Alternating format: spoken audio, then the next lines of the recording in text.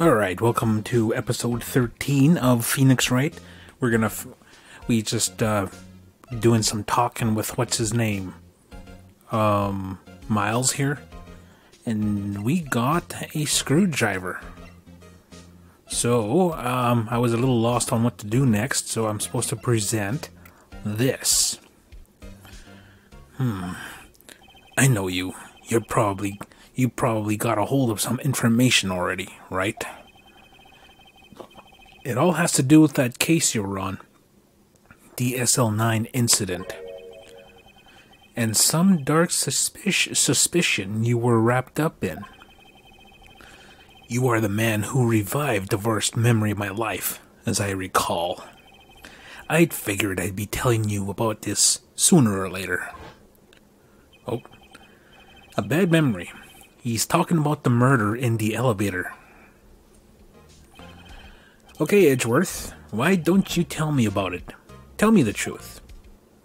Okay, what else am I supposed to do? So I presented him that.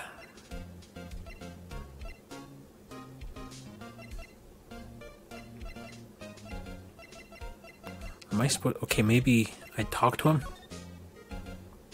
There we go. Allegations of forgery. The SL9 incident was a heinous serial killing case. The head of the investigation was the deputy chief of police at the time, Damon Gant. That wacky old coot was involved in the case 2 years ago too then. He was the best we had, and it was the first time working with him. I was nervous. Wow, you get nervous too, Mr. Edgeworth? What I want to know is why was a deputy chief of police on the investigation? In truth, I used slightly more extreme methods than normal. We were dealing with a vicious murderer. If I let him go, the blood would be on my hands. We won our guilty verdict, and the killer was executed. Wait. You didn't. Of course not. I didn't touch the evidence.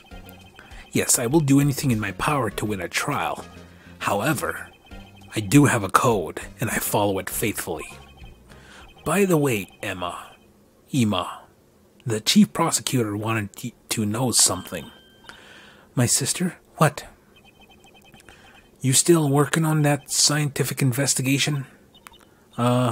Yes, of course. Why, just today, Mr. Wright and I were using this. Luminol testing fluid. Well then, you might as well have use for this. Aluminum powder for taking fingerprints. It's been chemically treated for better adhesion. For me? Are you sure?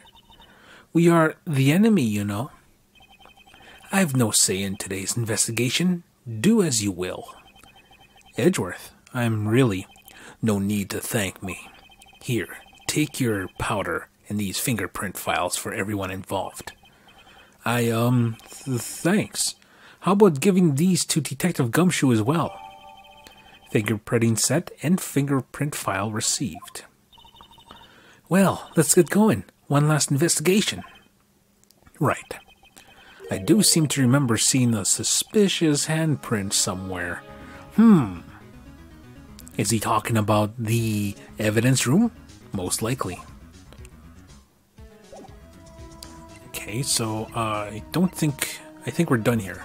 Let's go back to the evidence room and let's go powder up some lockers here. Let's see, police department entrance.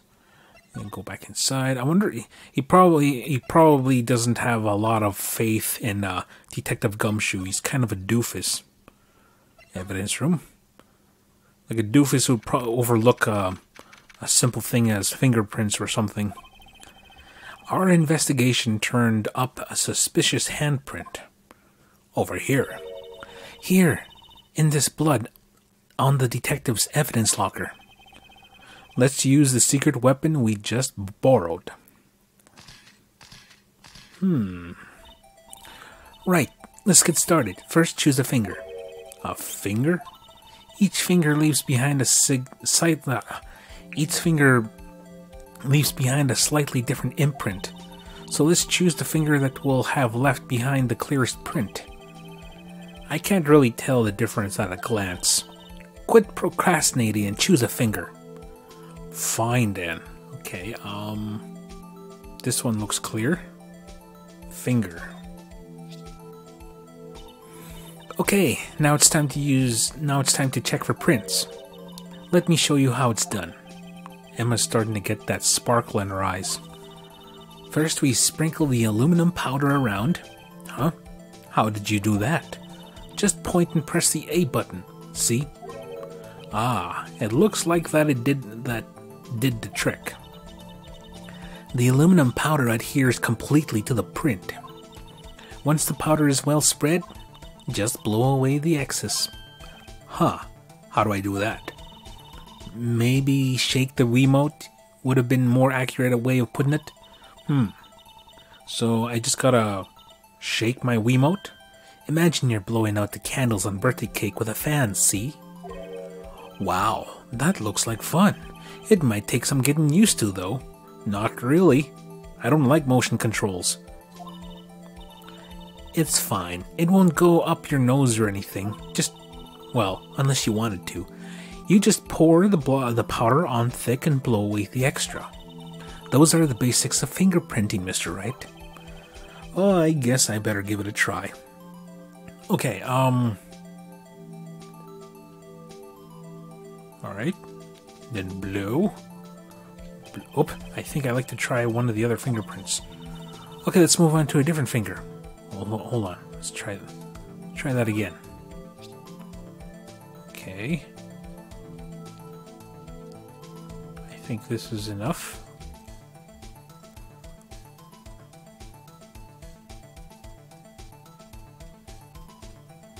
Look at that.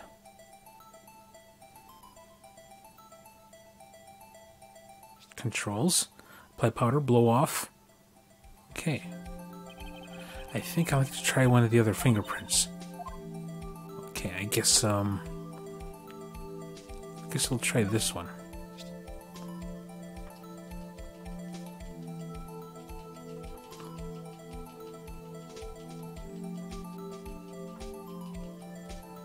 Okay, I don't know which one will be the most clear. Aha, you did it. You found one.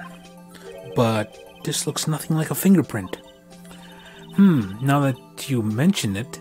No. Now that you mention it, I guess it doesn't. What does it mean? I think it means we're out of luck. Out of luck? The person who left his handprint must have worn gloves. Don't tell me we've been wasting our time here. Hey, calm down. That's just the way it goes sometimes with scientific investigations. But it does seem a shame. While we're at it, why don't we look for other prints? Other prints? Looking at the locker door again closely. It seems like there are fingerprints outside the bloody handprints as well. Let's see if we can find a clear print. Fingerprints outside the blood. Must be talking about this one here.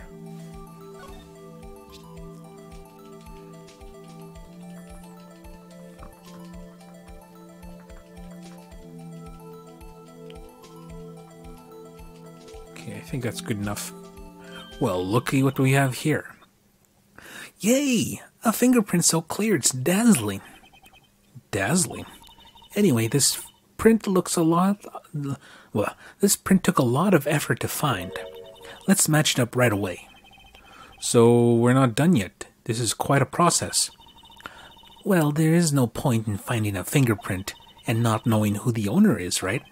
I guess she's right. Okay. Look at the fingerprint data we got from Mr. Edgeworth, and point out the person you think left these prints. Huh? How am I supposed to know who it was? I could make a pretty good guess. The bloody handprint and the fingerprints are in different places, right? That means that the prints probably don't have anything to do with our case. So, whose fingerprints would we most likely find on this evidence locker? Damon Gant. Compare. Nope. Oh, this is gonna take a while. Comparison complete. No matches. All right, let's try the other one. No match. Come on, how am I supposed to guess who they are? Isn't it obvious? The bloody handprint and the fingerprints are in different places, right? That means that the prints probably don't have anything to do with our case. They most likely belong to the owner of this evidence locker. Something wrong? I was just thinking, if you're so sure who it is, why don't you match the fingerprints? Mr. Wright, I was doing this for your benefit so you'd learn. Fine. Let me think, who could have left these prints? Let's go with Dickless Gumshoe. Oh, I think that's a match. Well, look at that. Match found. Aha! So these prints belong to Detective Gumshoe. Look at him, he's looking so menacing there. Something wrong, Mr. Wright? You gave me this so what look. I guess that's probably because I was thinking so what. Okay, so we came up with nothing this time, but there's always next time. Sometimes you hit, sometimes you miss. You gotta roll with the punches, Mr. Wright. Thanks for the sympathy. Wait, if I remember correctly, there was one other handprint in this room. Let's check it out. Okay, where is it? Examine? Was it here? Yes, it was. This is where we got a luminal fluid reaction, right? Right. There was a handprint here. Okay, want to try using this? There go her eyes sparkling again. Check for prints. Okay, let's check for prints. That's the spirit. Oh, but I have to warn you about something first. What? The area with the blood was wiped away, right? We only ended up with finding it using the chemical means. Any prints in that area will have been wiped away too. Oh, right. So that means no prints. Would you say the probability of your hypothesis is high? Don't ask me. Anyway, we must try to find prints that weren't wiped away. Prints other than the ones left by the bloody hand.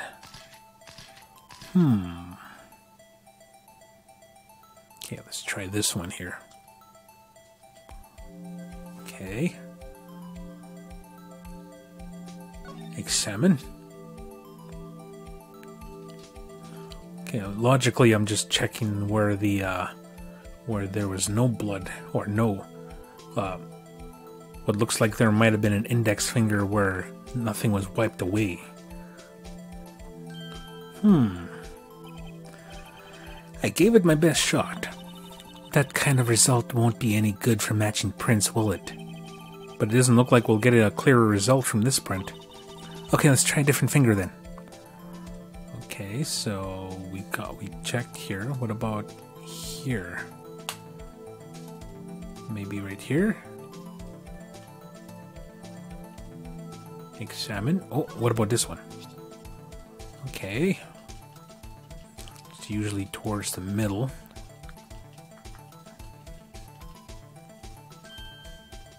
Is this the same one? Okay, so I checked here. What about here?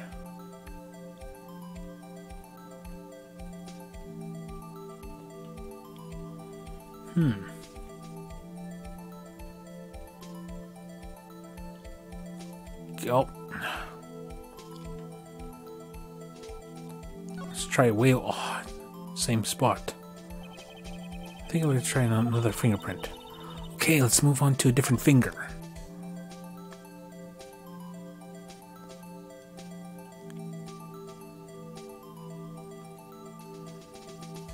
Come on.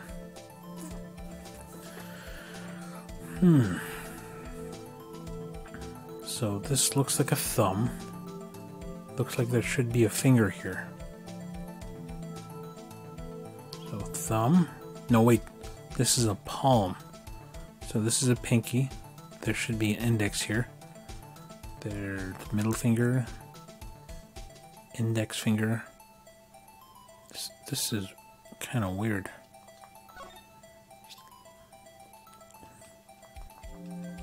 I'm going to assume that this is the one that I already checked. Okay. Where is... Same spot.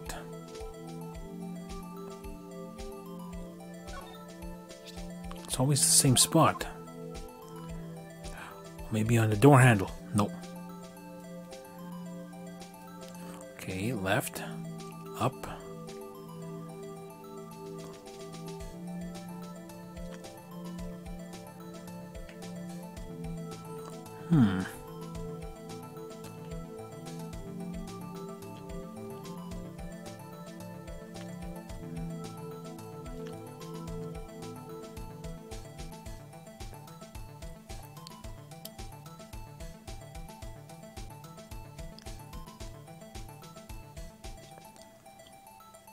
Okay.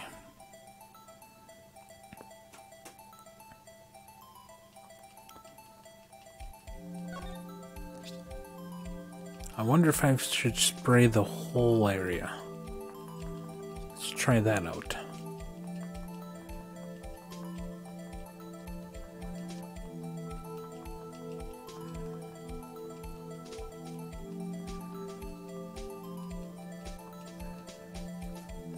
Would you look at that? Look at that. Okay, let's see here. Maybe it's Bruce Goodman. Nope. This looks like Jake Marshall. Compare. Well, look at that.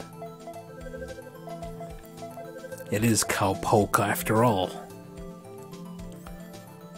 Well, he thinks he's Clint Eastwood, but he's more like Lee Van Cleef on The Good, the Bad, the Ugly. Meaning he's the bad guy. Hey, these fingerprints, Though, whose are they? Whose? Is it somebody I know? It's Officer Marshall. Huh? Officer Jake Marshall? Marshall's fingerprints added to the court record. That's got to be a coincidence. He's not involved in the crime. Emma. This are decidedly different different from the detective's gumshoes fingerprints. These are decidedly different from Detective Gumshoe's prints. The luminol reaction, the blood, and the fingerprints are in the same place. Oh. No. Oh! So we have Jake Marshall's fingerprints on a wiped bloodstain. But why would Officer Marshall? It looks like our investigation is finally turning up some results. I guess this is what you call decisive evidence. I don't believe it. Well, believe it, sister. The cowboy's probably the killer. Probably. So you've cleared that up to this point? Oh yes, you better believe it. I think we're going to, what is it, day 2 of the trial? Alright. So, what do you think, Mr. Wright? I think the prosecution is as confused as we are. After all... Oh, wait, hold on.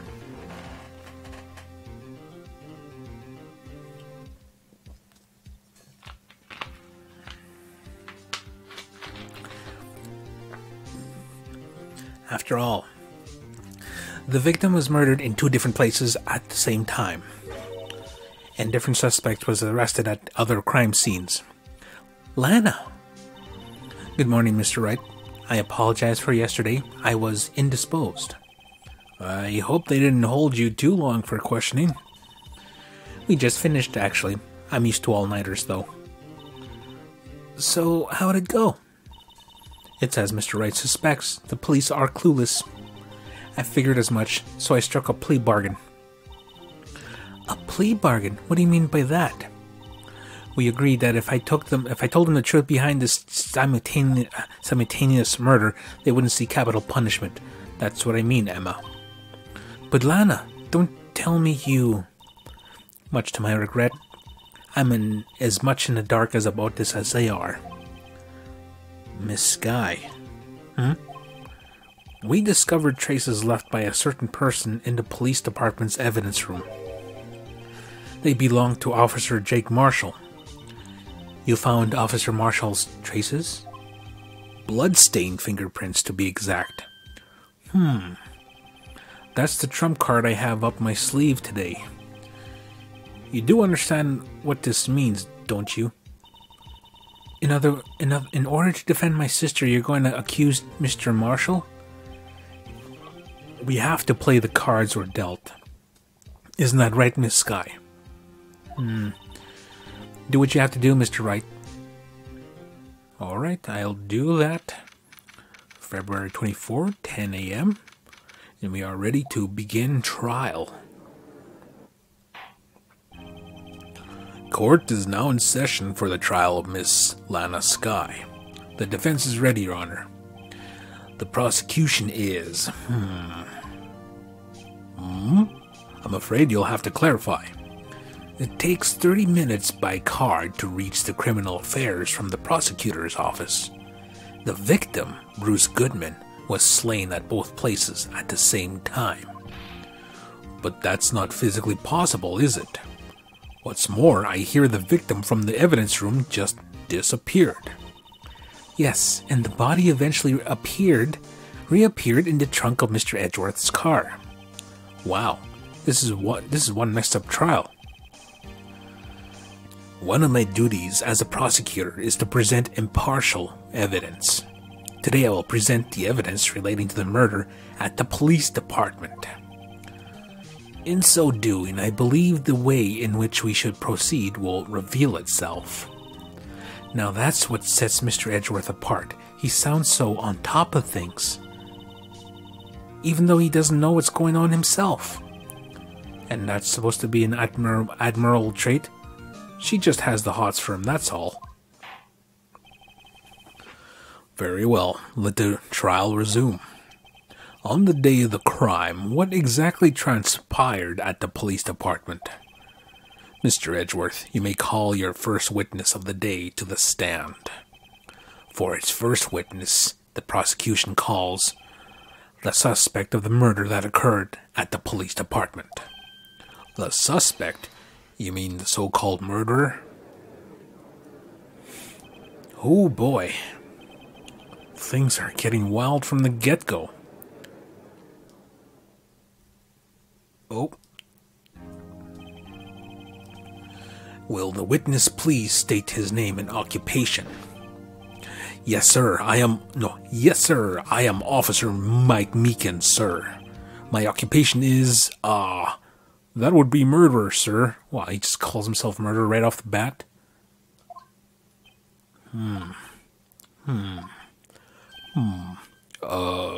So you're telling us you're a professional killer? Sir, it was me, sir. I'm the one who did it. I'll never kill anyone again, sir. You got to believe me, sir. Actually, what we'd like to hear from you is, sir, how much would you call a part of the younger generation, sir? A person whose actions adults can't possibly comprehend. Please, Mr. Edgeworth, sir. No, please, Mr. Edgeworth, sir. Help me, sir. Wait, the judge was saying that, or was it Officer Meekins? Because it said judge, and it was saying sir like it was Mike. Mr. Meekins. Anyway, it seems to me like when I'm playing games or reading stuff online and stuff like what should be done by professionals, I'm finding like mistakes and stuff.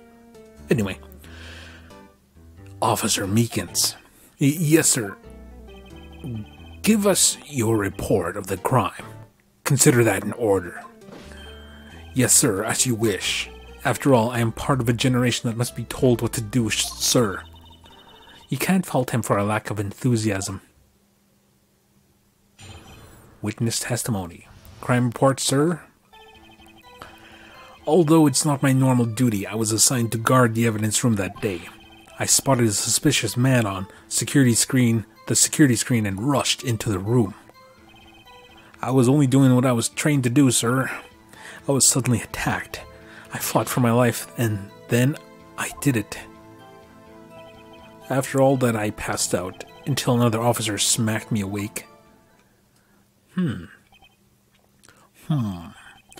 So the victim, Detective Goodman, attacked you. Do unto others before they do unto you. That's the Meekins family motto, sir. I see. Then you fainted, and a colleague helped you regain consciousness. Yes, sir, he knocked me upside the head, sir. Very well. The defense may begin its cross-examination. What I need here is more info to work with. Well, crime report, sir. Cross-examination. Although it's not my normal day. Press. Hold it. Mr. Meekins, you work in the General Affairs Department, do you not? Yes, sir. I am in charge of hiring new recruits, sir. Yikes, now there's a scary thought. Evidence transferal was taking place on the day of the crime, which meant many officers were given special tasks not ordinarily performed. I was in charge of guarding the Blue Badger, sir. The Blue Badger? Yes, sir, the lovely police mascot created by the head detective, sir. Oh yeah, that thing. I was to ensure it wasn't broken during the transferal process. That was my sole mission for the day. Sir. Sorry. I see. Sounds like a very, important mission. After the award ceremony finished that day, there were so many people running around that I relocated the Blue Badger to the evidence room. Oh, so that's why you went to the evidence room. Tell us, what did you see when you got there? He's real intense there. Spot a suspicious man on the security screen. Okay. In order to enter the evidence room, you need an ID card, am I correct? Precisely, sir. I have one right here around my neck. So then, your ID number should be listed in here, right?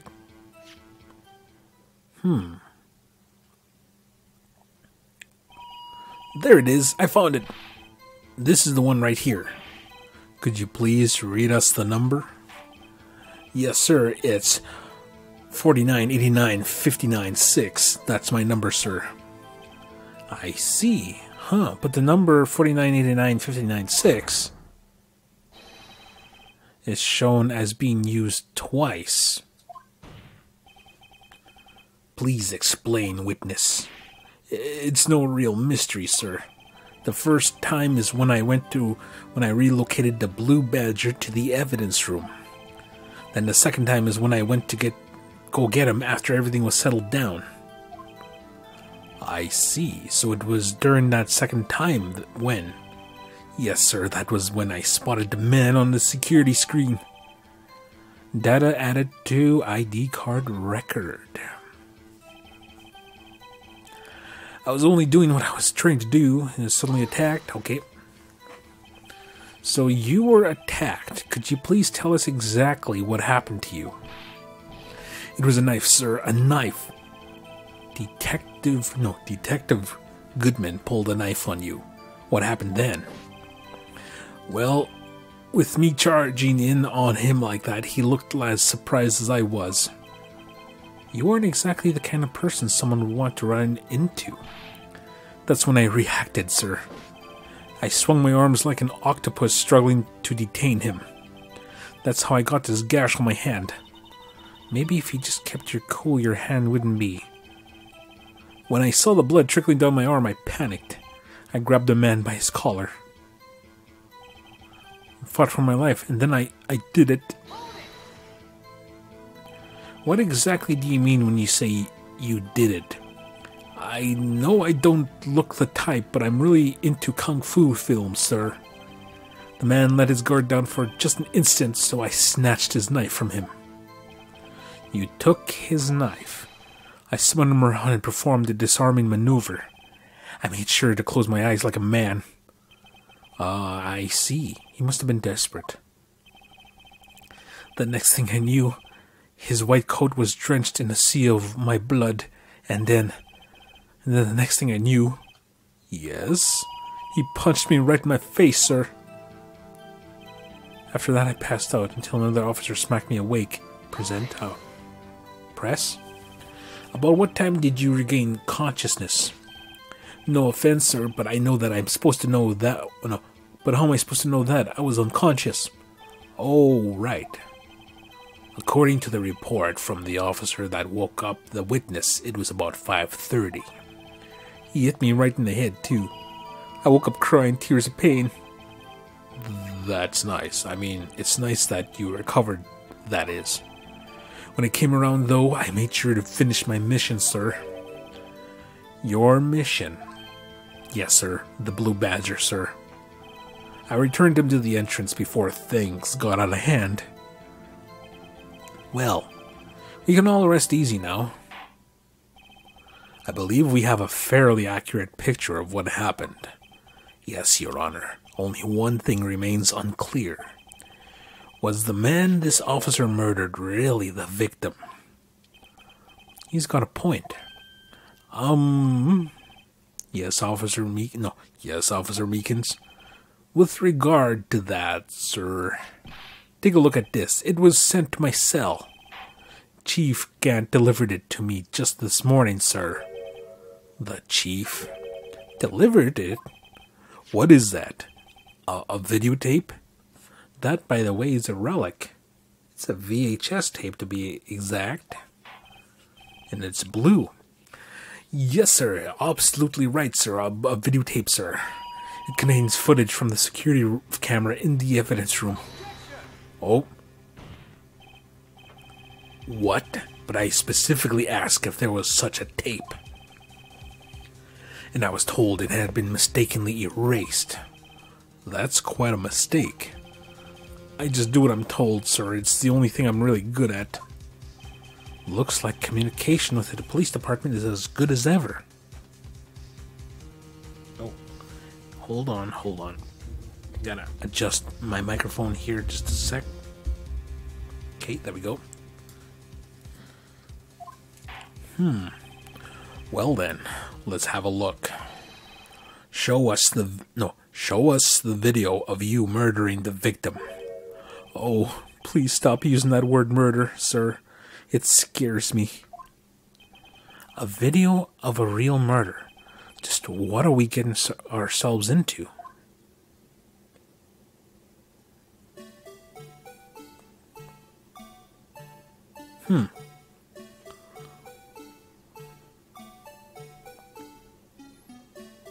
Oh, look, it's Mr. Goodman. Of course, the face is being blocked.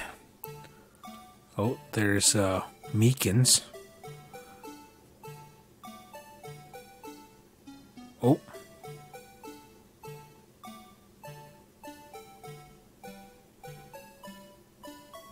I wasn't expecting 3D footage here.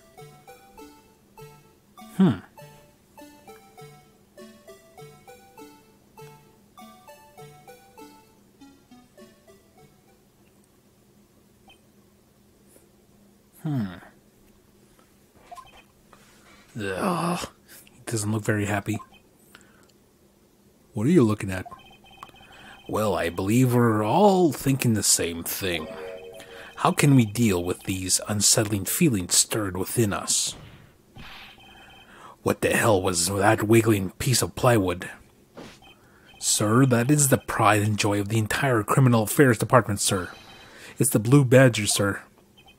Why am I not surprised this isn't going smoothly? Security video added to the court record. Yes, well anyway. This tape seems to prove that the witness did indeed encounter, someone. Someone in the evidence room in some sort of activity, Your Honor. Instead of relying on clearly incomplete footage, the witness's testimony will suffice. Is that all right with you, Officer Meekins? Yes, sir, as long as you wish, sir. Mystery Man. His face can't be clearly seen in the video, but there's no question that the other person was Detective Goodman, sir. I mean, he opened the locker which required Detective Goodman's fingerprints to do. The locker he opened, unquestionably Detective Goodman's locker, sir. So it must be him. No one else could have unlocked it. Sir. What's this about a fingerprint? Each detective has been given a locker equipped with a fingerprint-activated lock. These locks ensure that each locker can only be opened by the detective it belongs to. Intriguing. That would mean the victim at the crime scene would have to have been Detective Goodman. Very well. The defense may begin its cross-examination. I don't know where this cross-examination will lead, but everything begins with contradictions. That's where I have to start. Okay, who is the mystery man? Okay. Tell me, were you able to get a good look at him? At the face of the man who attacked you with the knife? Yes, sir. If you must label people as having seen or not seen the man's face, I believe it would be classified as the latter. The latter? But you were standing right in front of him, were you not? More to the point, you are the person who fought him, aren't you? Oh yes, sir. But I didn't get a clear look at his face, sir. I'm not the kind of guy who looks directly at people when talking with them, you see. Yeah, that's a good trait for a police officer. Still, I'm sure it was him. I bet my badge on it. But there's no question. Okay. But you don't know that for sure, do you? You never actually saw Detective Goodman's face. Well, I suppose you might say that. That is, if you must label people as having seen or not seen it. Since his face can't be identified in the video, only you can verify it. Why is everybody looking at me? If I had to label your stares as disturbing or... Meekins. Having been shown a questionable video at best, we are not in the best of moods. Now please be more certain when you testify. Yes, sir. You claimed the man who brandished a knife on you was Detective Goodman. Tell us why you are positive it was him. I mean, he opened the locker which requires Detective Goodman's fingers do. About these lockers, is there no other way to open them? No, sir. I myself tried all the kinds of methods in the past. They only respond to the registered fingerprints, sir. I wonder what kind of methods he's tried. If the man opened the locker's lock, which only responds to its registered fingerprints, then he must be the person that the locker was assigned to. Exactly my point, sir. Then this too. The locker is open. Okay. How did you know that information? I've heard rumors, sir, from people in the know, sir. People in the know.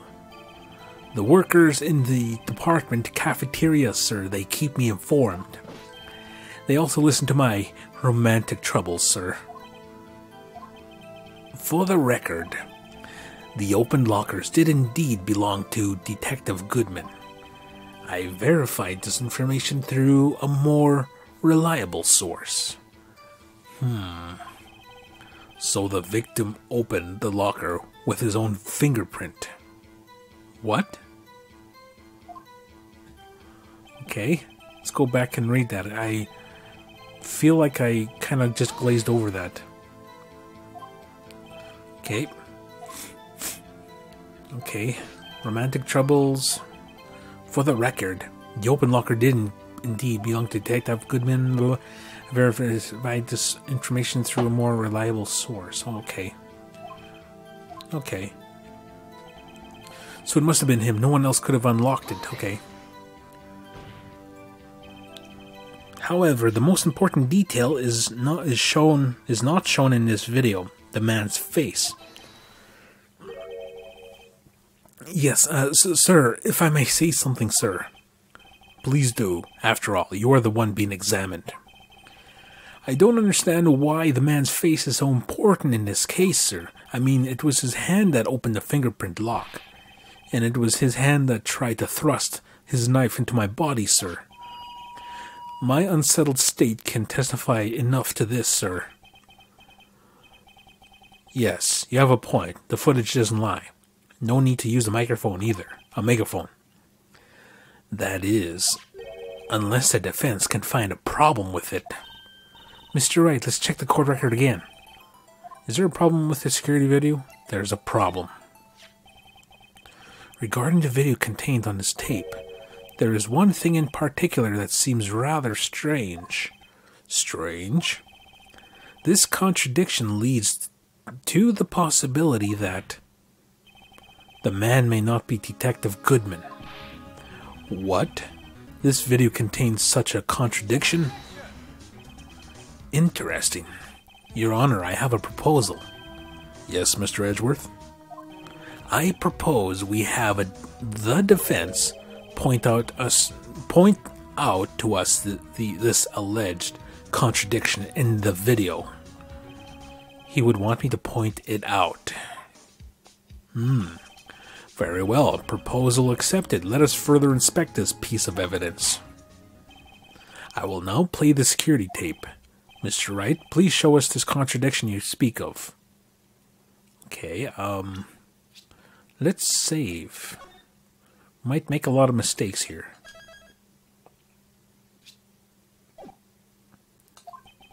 I have to point out a problem in the video. This is the first time I've ever had to do that. You can do it, Mr. Wright. It's set up so you can fast forward, rewind, or pause the video. Just take a good look and be sure to point out the right thing. Please don't play it too many times. I can't stand watching this video. How did this guy ever become a police officer? Now then, Mr. Wright, please enlighten us. Where is the contradiction that indicates that the man may not be Detective Goodman? Okay, controls are what? Move cursor, play, pause. B and... okay. B in left, fast forward next frame. B right, okay. Pause. Okay.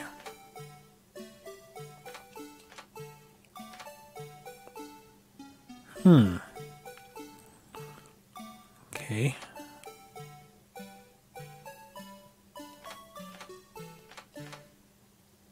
Something fell out.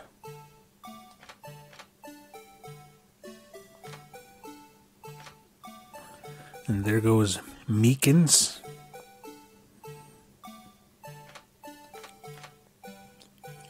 Punched. Grab. Throw. Oh, he's cut Meekins.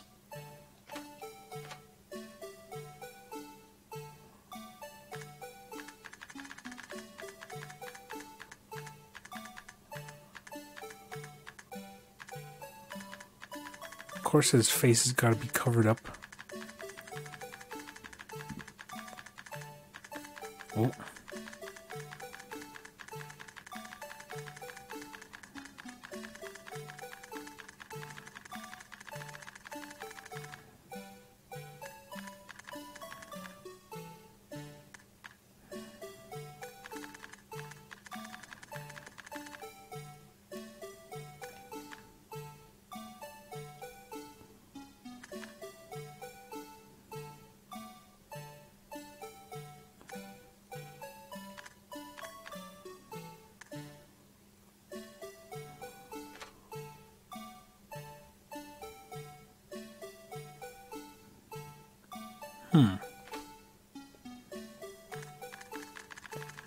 Going in for the kill.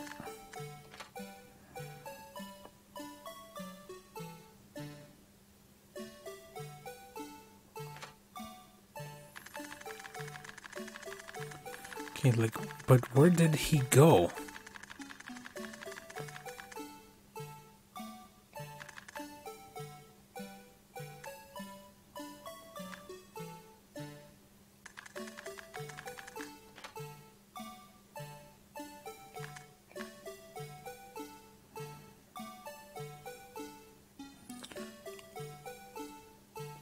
Okay, something dropped out.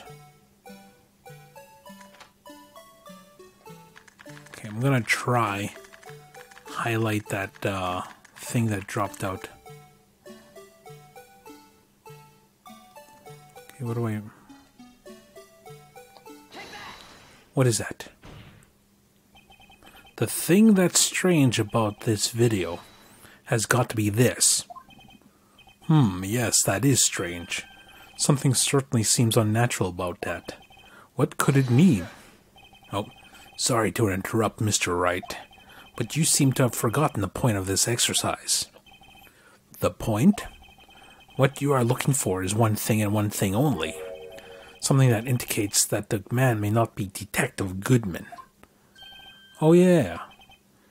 Ooh, I almost walked right into the defense's trap. I'll place him under arrest, sir. Rats. I need to slow down and tackle these things one piece at a time. Now, what do I do? Play the video game again. Play the video again. Very well, let's try this again. Just remember one thing, Mr. Wright. Every time you point your finger, someone gets hurt. But he's the one pointing his finger. I will now play the security tape. Mr. Wright, please do a little contradiction. Okay, first time I had to do that is play... Select area. Okay. I wonder, 1221. Wait. There was something. Wait, there was something with the note. There's 1221. What was the, it said, like, 20... I need to look at the, I want to look at the evidence, but, how do I do that? Because it says 1221, there's SL19,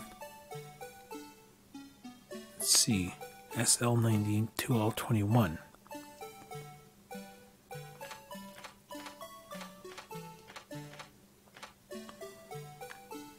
Okay, let's see.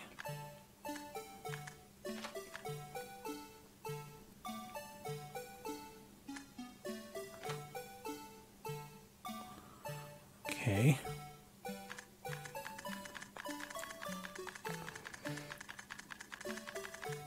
I'm not too sure where the contradiction is.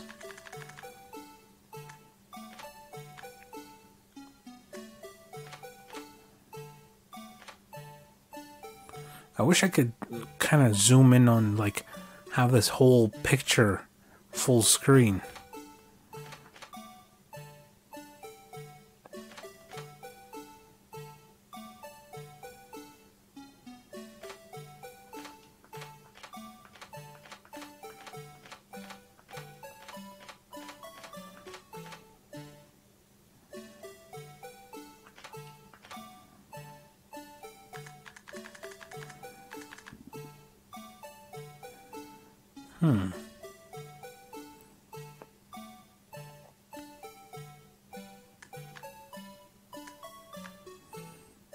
Okay, so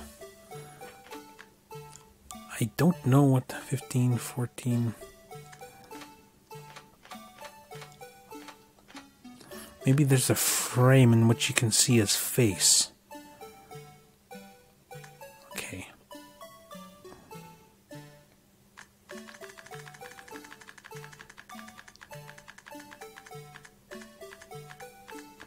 Slice.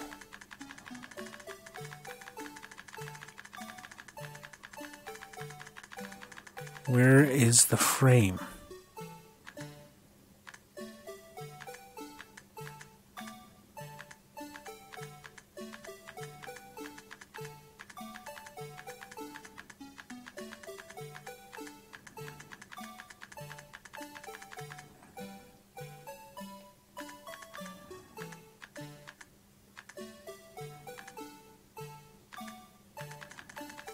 Face is perfectly obscured.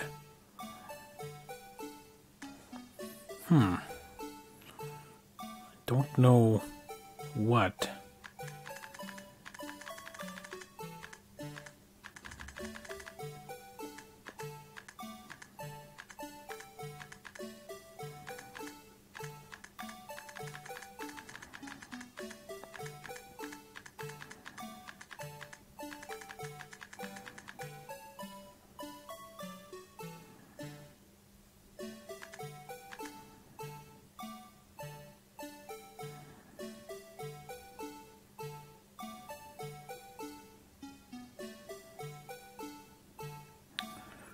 Okay.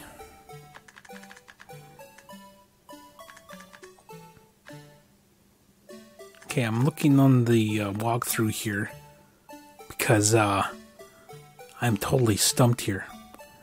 Right view 1. Before Goodman walks over to the left side, look at Goodman's locker. It's lit up. Presented the locker was lit. That means it was open. Huh. Okay, let's see.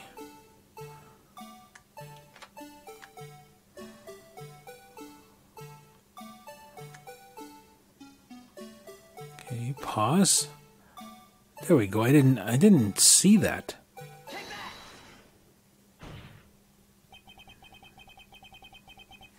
Okay, the thing that's strange about this video has got to be this. Officer Meekins? Sir, do you mean me, sir? As I understand it, the locker apparatus works like this. When you grab the handle, a sensor reads your fingerprint. If the print matches the registered data, the light turns on and the lock is released. According to my very limited experience, that's the way I understand it, sir. So then, something is seriously wrong with this picture.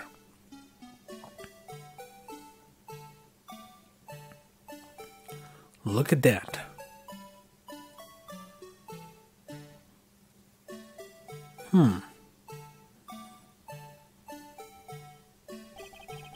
When the victim reaches for the handle to open the locker, let's rewind to a little earlier.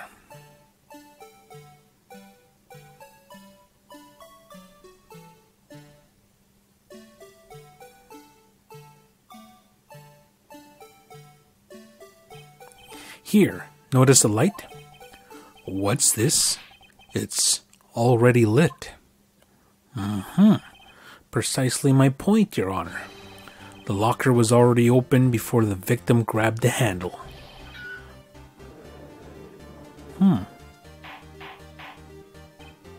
Order. What's the meaning of this? It's very simple, Your Honor. The locker wasn't locked on the day of the crime. Very interesting. But the locker locks are controlled by an electronic system. When a door is shut, a sensor is triggered, and the locker is automatically locked. Oh, I know. It must have been broken down. Of course, I'm not an expert in this. That's not likely, Your Honor. The sensor would detect and report any malfunction. Oh, well, it just goes to show novices should keep their mouth shut. I'm sorry. F me, right? So then, Mr. Wright, do you have an explanation? Me, Your Honor? Yes, why wasn't the locker locked? Me, Your Honor? Yes, well, you see, this isn't exactly my field. What do you think, Miss Scientific Investigator? Huh? Oh, maybe something like jammed the electronic system?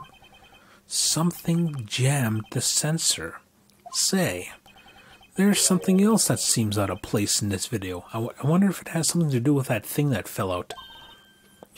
Yeah, I thought so too. There's got to be another clue somewhere in this footage. Very well, let's inspect the video once more. The locker wasn't locked. Mr. Wright, please point out the cause for this. Okay, let's fast forward to when he opens the door.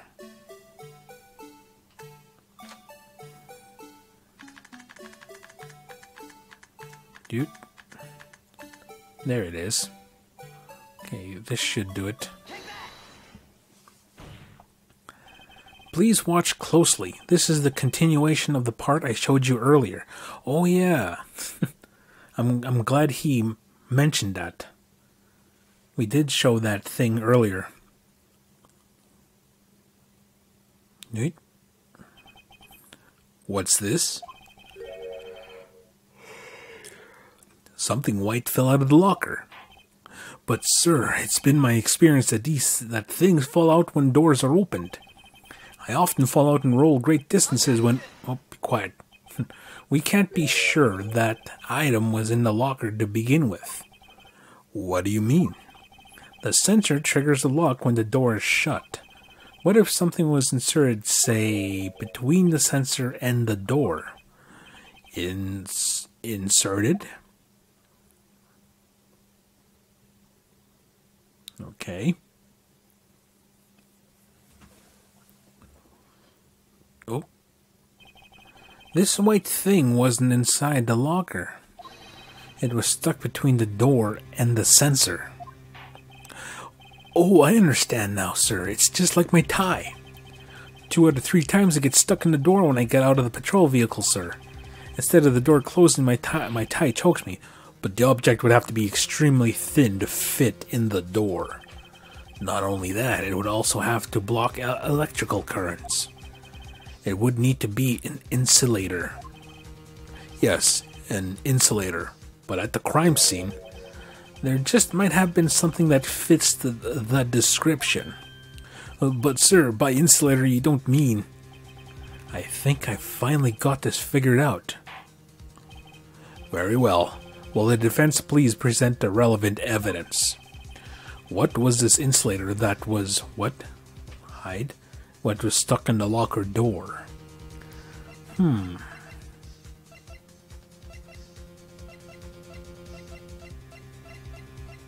Unstable jar. Rubber glove. Might have been a rubber glove. I wonder if that is it.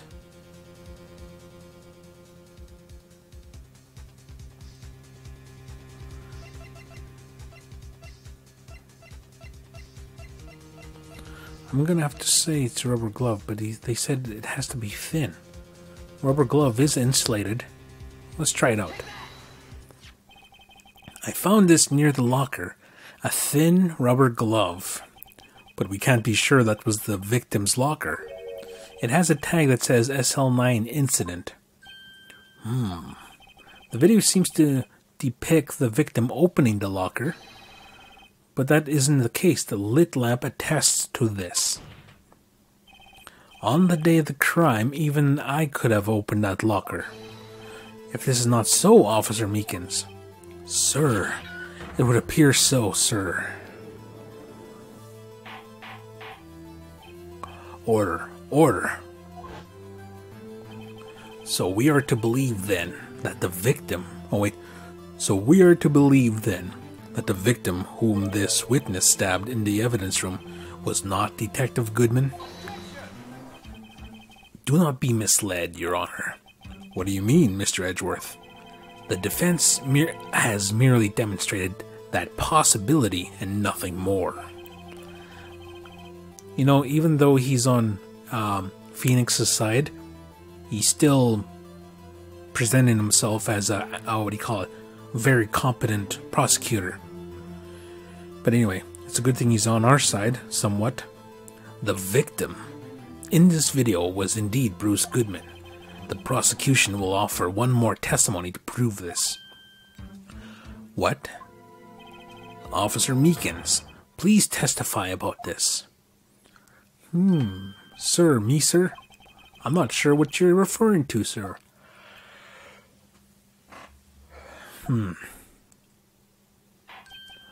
Oh, you mean that, sir? Of course, sir. Is this a joke? Very well. Begin your testimony. Mystery Man 2. There's one other thing that proves the man was Detective Goodman, sir. To enter the evidence room, one must use their ID card. When an ID card is used, there's a record of it. At the time of the crime, the detective had used his card. An ID card record, I see. I have the ID card record right here, Your Honor. Well, look at that. The ID used. The ID used at 5:14 is that of the victim. Just before the crime. Yes, without a doubt, this is the victim's ID. However, one thing does strike me as unusual. Several hundred cases should have been due for transferal. Why are there so few people using this room? This particular evidence room is only used for storing certain special cases. Special cases? Extremely violent cases involving police staff. Just hearing that makes my hair stand on end. Me too, although it doesn't make much of a difference. There were only a few cases for transferal there, and most were cleared up by noon. Right, I see. Now let us move on to the cross-examination.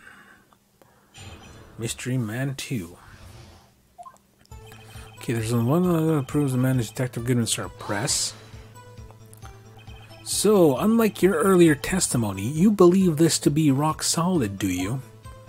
Yes, sir. Solid as stone, sir. If my hand wasn't wrapped in bandages, I'd be able to give the V for victory signs, sir. Couldn't he just use his right hand for that? Well, let's hear him out. The witness can't afford to make any more mistakes. To enter the evidence room, one must present their ID card. Hold it. Is that card hanging from your neck one of these ID cards? Yes, sir. This card right next to my cuff, sir. I keep it here so I don't ever forget it. But what if someone were to steal it from you, keeping it out in the open like that? Maybe I shouldn't wear it around my neck. Remember when I said 2 out of 3 times my tie gets stuck in the car door when I get out? Well, the remaining time my ID card gets stuck. Instead of the door closing, my ID card chokes me. Maybe I should just leave this one alone. At any rate, each police officer has only one ID card. Both the police department and prosecutor's office can attest to this. Please proceed with your testimony.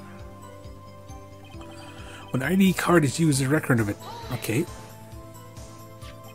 Let it be noted that this is the record the witness referred to. Let me see. Yes, that would be it. Detective Goodman. What's the matter? According to this, Mr. Edgeworth, your name is on here. Yep. I'm a magician, so it is, Your Honor. No, so it is, Your Honor. Not that prosecutor again. Hey, maybe he's behind this all. Being a prosecutor, he could hide the evidence. Mommy, is that man Blue a murderer? Shh, don't stare at him. You got the wrong color, kid. It would seem the inquiry committee will want to speak with you again today. I have nothing to be ashamed of regarding my actions or their consequences. For now, let us continue with the cross-examination. Poor Mr. Edgeworth. It must be difficult for him.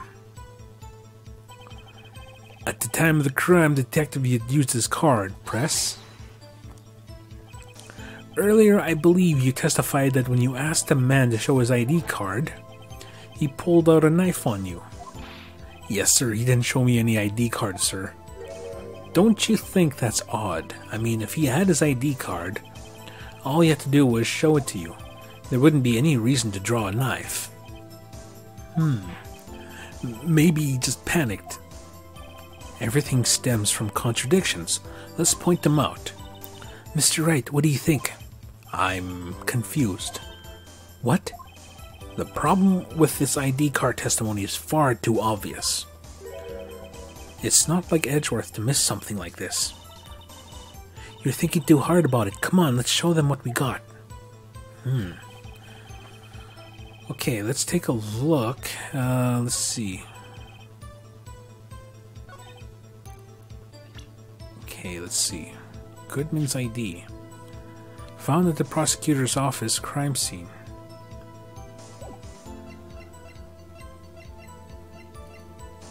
Okay, let's take a look at this here. So there was Miles Meekins, Bruce Meekins.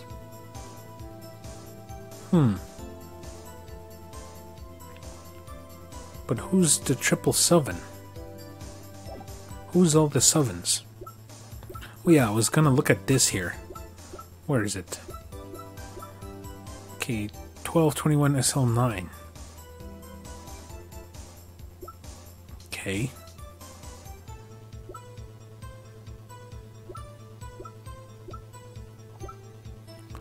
Okay, ID card record. Miles Edgeworth. 440.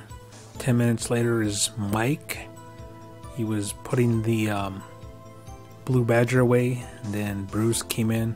Mike came in right after him. But Bruce had his card. He didn't show him his ID because he wasn't Bruce.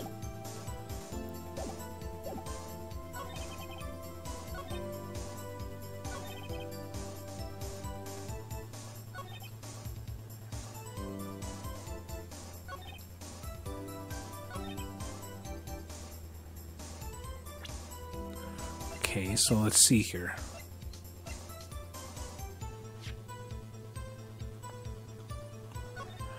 Bruce Goodman, ID, item lost. So Bruce lost his card. Okay, check.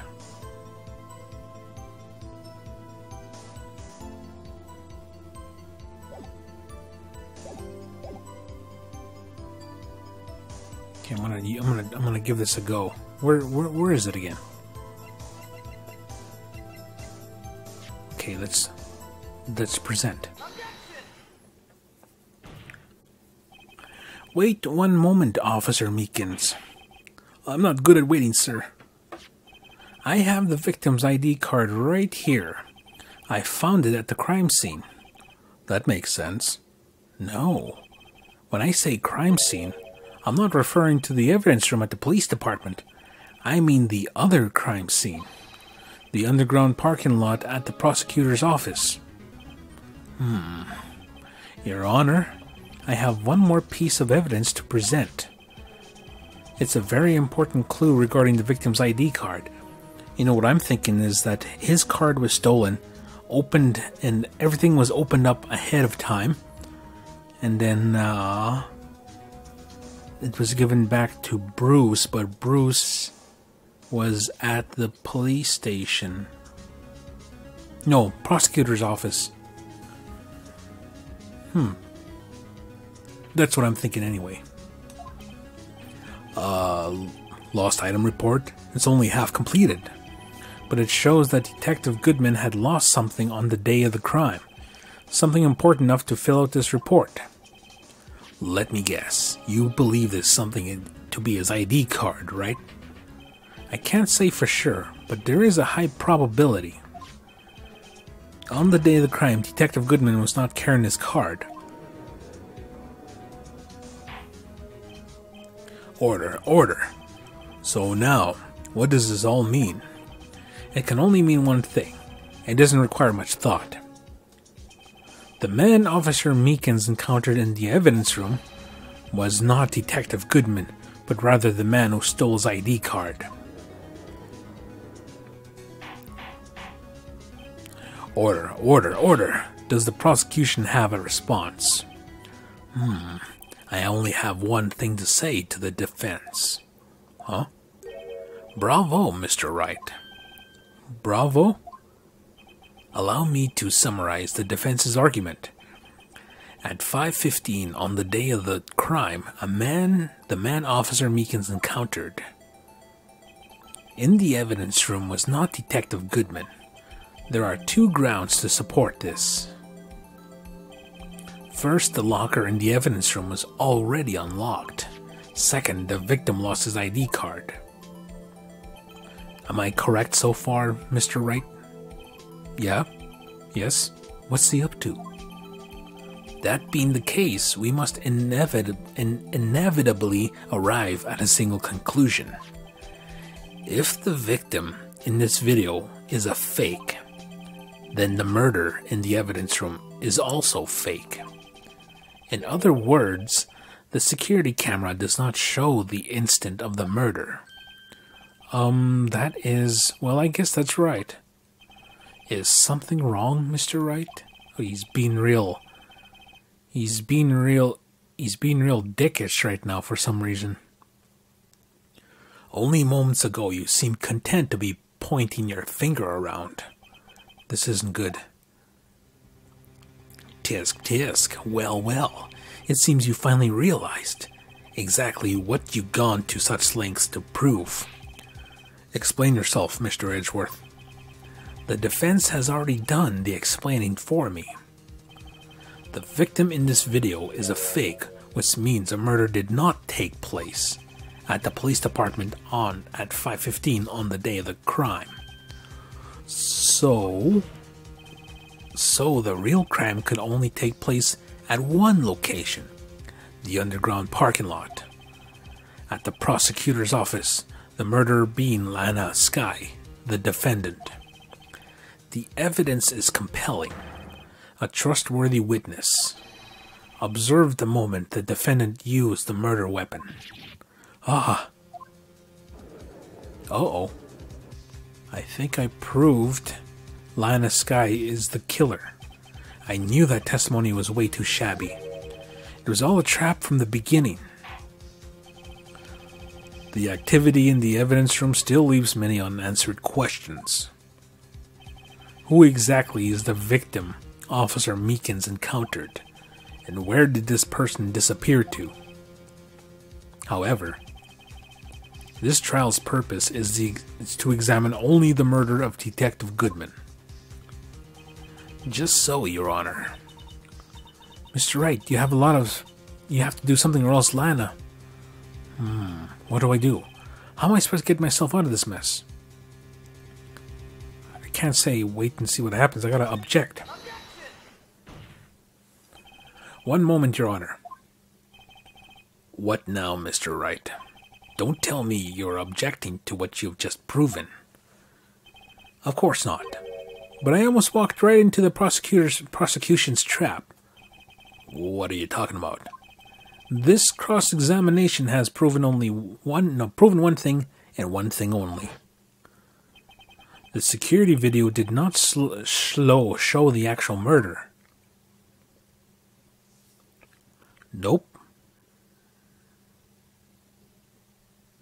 Why was it going back and forth?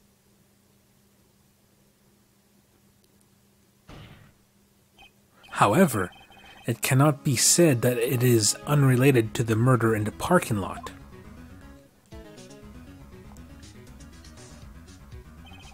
Specifically, large amounts of blood traces were found in the evidence room. The defense demands further examination into the truth of the matter. Mr. Edgeworth. Yes, Your Honor.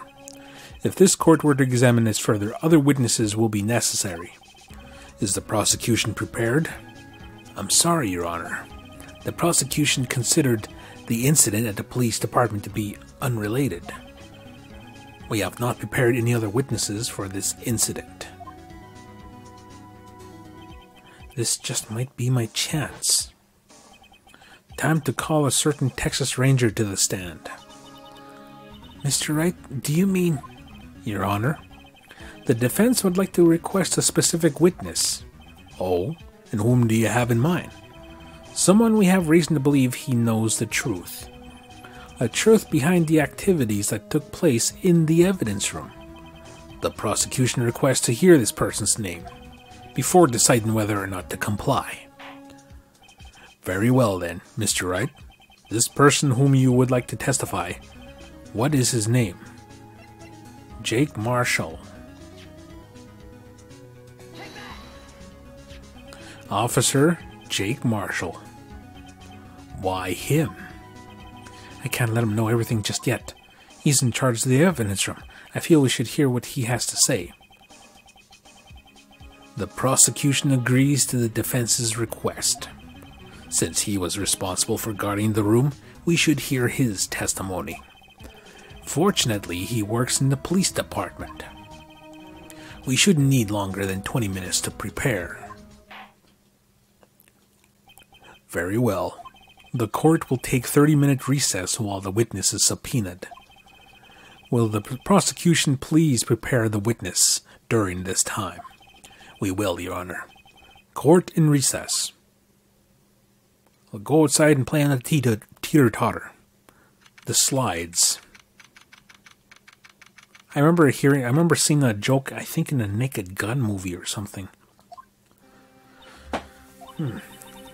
There's no stopping you, is there, Mr. Wright? Huh? Well, what do you mean? You called for Jake Marshall. It seems that you figured everything out. I haven't figured anything out. Lana, you're the one who knows everything. Emma, you've always known everything. Why don't you just tell us? Mr. Wright is trying his hardest to protect you. I don't recall ever asking for his protection. How can you be so cold? Bitch! Don't you trust us? Don't you trust me?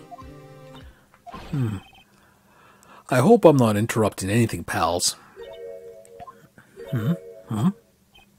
Oh, guess I am. I'll come back later. Oh, the Detective Gumshoe, what is it? Realm, reappears. You got a lot of nerve, pal, making a detective run around while on duty. And on top of it, you call me here. I've seen happier people at funerals. Sorry, detective. You better be, pal. Hey, I didn't see you there, Miss Sky. That's okay. So, have you brought what I asked? Oh. You mean this, right? My apologies, detective. Due to my present circumstances, I was forced to use Mr. Wright's name when making my request. My name? Never in a million years I would have thought it was you who asked me. Could I bother you to bring the SL9 incident files? I'll need them by noon. Talk about crazy. The SL9 incident? But Lana, that's...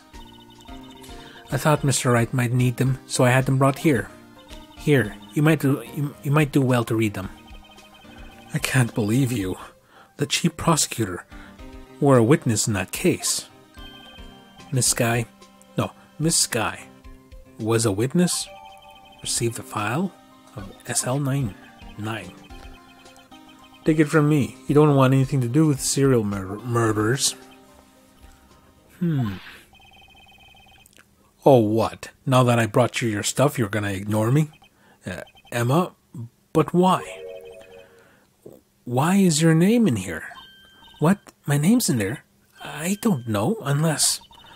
No, it couldn't be. Lana, this SL9 incident, is that... That's the classification number the police filed it under. 2 years ago, the rest of the world knew it as the Joe Dark killings. The Joe Dark. No, Lana. That's over with, no. Emma, wait. She ran away. You know what? I just remembered I gotta be somewhere. Sorry, pal, but I'm out of here. Jake Marshall, Angel Starr, Damon Gant, Miles Edgeworth. Not to mention Lana and Emma. Everyone involved in this case is connected to those killings 2 years ago. This can't be just a coincidence. Knowing you might be able to figure it out. Time to get back to the trial, Mr. Wright. Best of luck. I better take a good look at this file. To be continued. Play some lounge music. Do. Do not turn off the power. February 24, District Courtroom number 9. Courtroom number 9. Little bit of Monica. The court will now reconvene for the trial of Miss Lana Skye. Emma didn't come back. Allow me to call the next witness to the stand. The officer in charge of guarding the evidence room on the day of the crime. Who is Joe Dark? Is this Joe Dark? Witness, stop drinking. Please state your name and cooperation. No occupation. Me, partner? Oh, well, I'm just a man, same as you, wandering the trails of civilization. Occasionally helping the elderly cross intersections when needed. Oh, I know, you're a patrolman. As for my name, if you listen to the hard enough, you can hear the howling, the wind calling it out. To be exact, it's Jake Marshall, Your Honor. Howling wind?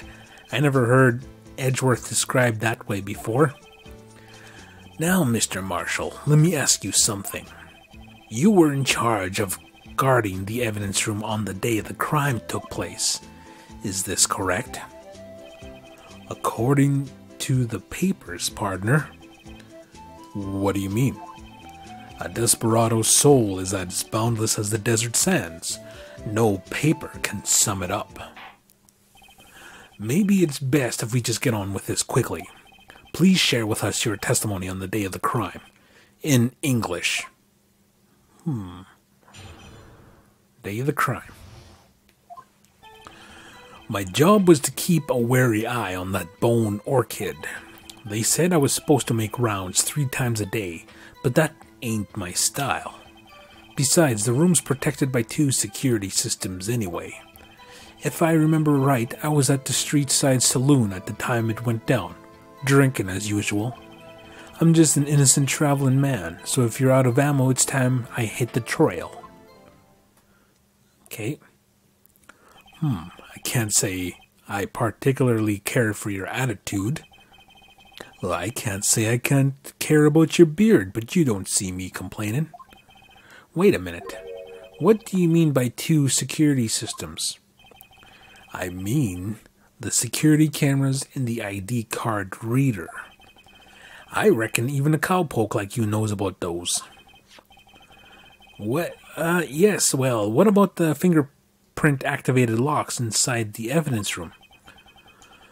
Fingerprint-activated locks. What kind of newfangled doohickeys are those? He's not being very helpful. He's not that good with machines or with following orders. Everyone's got their weaknesses now, don't they, Mr. Prosecutor? This one seems like trouble. Okay, Mr. Wright, he's all yours. Okay, day of the crime. Okay, my job is to keep a wary eye on the bone orchid. How exactly did you keep an eye on the evidence room? I just made sure no one moved in the security camera monitor. That room's so still, even time dies in there. I was just a caretaker who interred the recordings. You interred them? Videos of nothing ain't that useful. When the time would come, I'd erase the tape. If nothing unusual is recorded, the tapes are to be erased every 6 hours. Each time I erased a tape, it felt like I was erasing a part of my life. This guy's got a flair for the dramatic, but it isn't going to do him any good. So in actuality, you don't physically enter the evidence room. They said I was supposed to make rounds 3 times a day, but that ain't my style. But you made your rounds on the day of the crime, right? Ain't you heard a word I said, partner? I told you that it ain't my style. I'm afraid I don't understand. No, Desperado. I know let's rules gets in the way. No desperados I know joined the police force. So, Officer Marshall, on the day of the crime, just between you and me, I didn't set foot in that evidence room that day. There was a rubber glove stuck in the victim's locker. Do you know anything about that? Sorry, partner. Can't say I do. I haven't been in that crypt in weeks. How does this guy avoid being fired? Okay, besides the room's protected by 2 security systems anyway. You used to be a detective. So you used the evidence room in the past, correct? Of course. Back in the day, my locker was a gold mine of evidence. And yet you didn't know about the fingerprint locking mechanism? Sorry, partner. I ain't good with machines. I couldn't even tell you how a bike works. That's quite, incredible. The sensors on the door handles cannot be seen. It's a well-known fact. No, it's well known that some detectives are unaware of their presence. Now that he mentioned it, Detective Gumshoe said something like that too. At any rate, it doesn't seem like that this is relevant to the crime. Can you tell us what you were doing when the crime took place? If I remember right, I was at the street side saloon at the time it went down. What were you doing in a place like that? I was eating spaghetti. Not even Angel's steak lunches can beat that parlor's Vonghole Sepia pasta. I think I read that right. Do you mean to tell us you abandoned your police duties to eat some noodles? Not all desperados eat tacos, partner. That's not what I meant. I hope this has at least taught you a lesson. That's strange. This is usually where Edgeworth says, "Did you not want to raise this here?" I'm just an innocent traveling man, so if you're out of ammo, it's time I hit the trail. Out of ammo, Officer Marshall. That's right, partner. Or as you call it, evidence. If you plan to pin me to this crime, then you better draw. Otherwise, you're just wasting my time. My steel horse is waiting to carry me back west into the sunset. One thing seems clear. Despite being responsible for guarding the evidence room, the witness doesn't appear to have seen anything.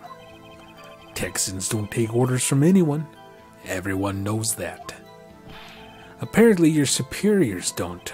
Okay, I have a trump card up my sleeve, so I best keep my cool. Before I use it though, I better up the ante. Okay. It's time to save before we make some, some leaps of faith here. Okay. Okay, what can I see? So I think I better, he said up the ante, so I can't use the prints right off the bat. Check.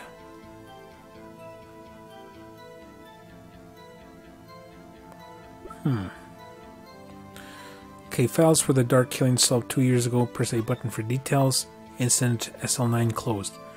Criminal Joe Dark, crime, serial murderer, sentenced death. Victims Edward Jones, Jason Knight, Edith Kirby, Rachel Moss, Jeb Bates, Neil Marshall. Marshall? Looks like somebody related to Jake has been killed. Head Prosecutor Miles Edgeworth, Witness Lana Skye and Emma Skye. Wait a minute. So the witnesses were Lana and Emma. Why is Jake? Investigation Task Force. Executive Investigators Damon Gant, Lana Skye. Head Investigator Bruce Goodman. Investigators Jake Marshall, Angel Starr.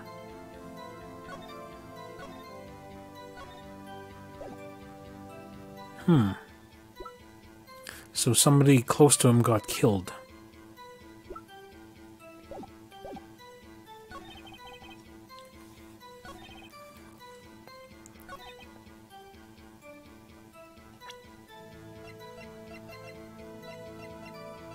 Okay, so what am I supposed to present here? What is this with? What's with this unstable jar? I think we'll find out soon.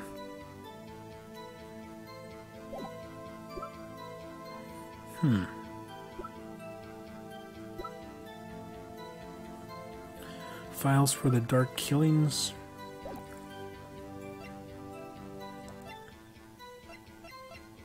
Screwdriver.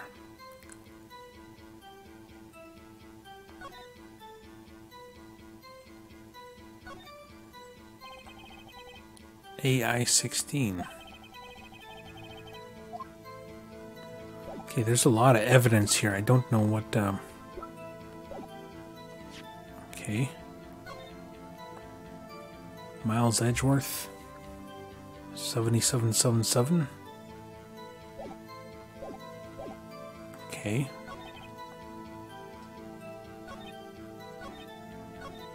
Okay, let's see. Present.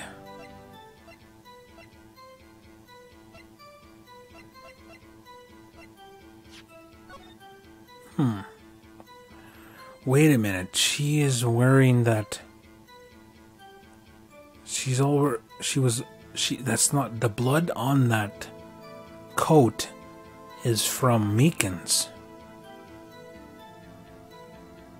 But how did it get from there to there in half an hour?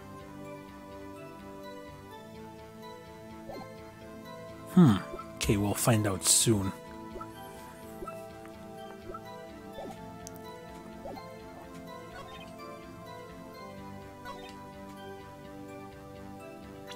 Two security systems.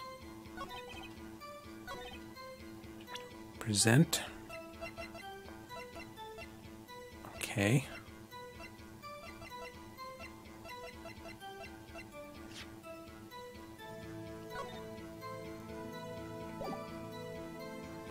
Evidence locker.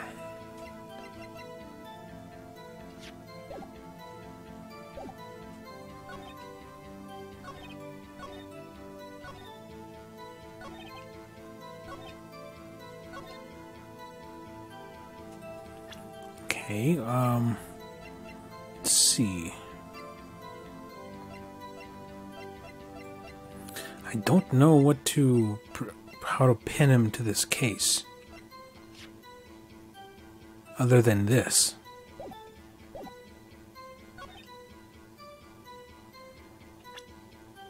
Okay, innocent man. Let's present. Nope. Nope, nope. Okay, let's see.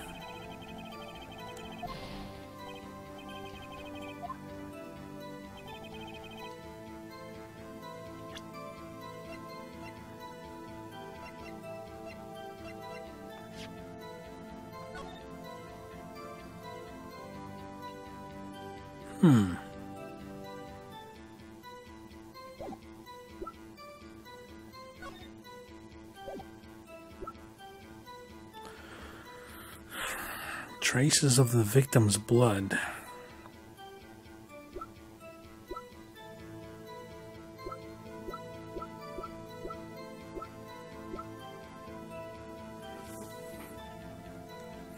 Taken by Angel Starr after the crime was committed.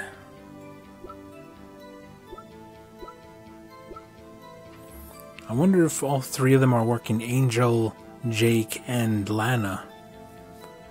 It's starting to seem like it. Let's see, ID card.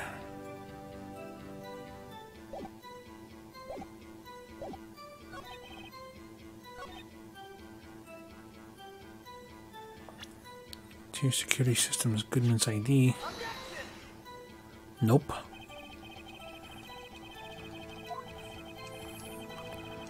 What? Okay.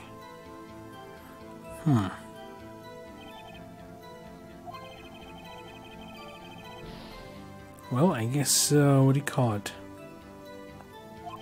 That wasn't it. Okay,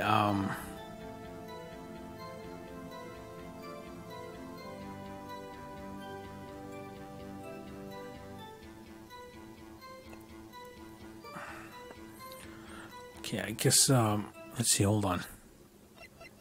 Okay, title screen. Yes. Okay, let's go, let's reload this. I'm just gonna present the, what do you call it? Just gonna present the, let's see, hold on. Okay, if I remember right, I was at the Street Side Saloon at the time it went down. What about your prints, huh? Let's just show the prints right away. Officer Marshall, doesn't it strike you as odd that you being called in to testify like this? After all, you weren't in the security room at the time of the crime, and yet you dragged me down here. Explain yourself, partner. It's quite simple. You left a very large trail behind at the scene, or to be exact, a handprint. Listen real good, partner. Like I said, I'm the caretaker of that crypt. I pay my respects, that is, I make my rounds about once a month. It's only natural my fingerprints would be in there. Oh, nope. I only wish it were, officer. But you see, your fingerprints were covered in blood. Witness, what is the meaning of this? Your blood-stained fingerprints were at the crime scene? The blood was wiped away, however. A luminol test clearly revealed this. Well, Officer Marshall? It seems to me there ain't a person in this room with a head on his shoulders. I take it you have an explanation then, Officer Marshall, about the blood-stained fingerprints. Very well. You may begin your testimony about your fingerprints found at the scene of the crime. Yeah, I'm gonna lie now. Like I said, it's only natural for my fingerprints to be in that evidence room. One of them just happened to be the same place as the blood-stained handprint. The murderer touched the locker where my fingerprints were by chance. The bloodstain and the fingerprint are completely unrelated. Or didn't you know the murderer was wearing gloves? See, I had nothing to do with it. The witness explanation appears valid, although there is room for doubt.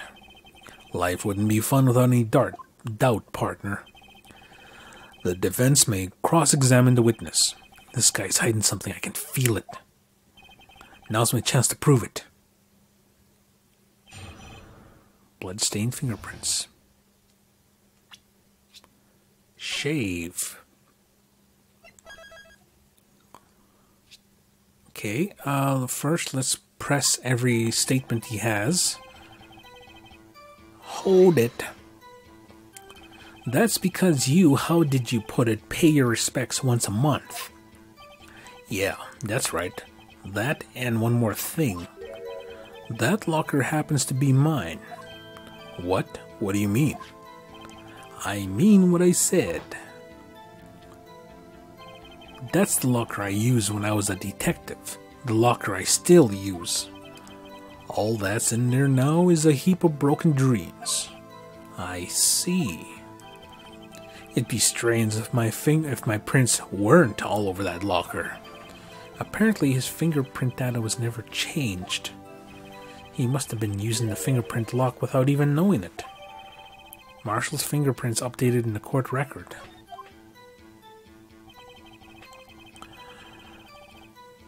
One of them just happened to be the same place. So then, what about the bloody handprint? It wasn't mine. Still no mystery. No, it's no mystery. Please explain. My locker is covered with my fingerprints. It just so happened the murderer touched the locker where my fingerprints was by chance. The chances of that happening are 1,000,000 to 1. On the contrary, one could argue that just the opposite. The chances of that not happening are 1,000,000 to 1.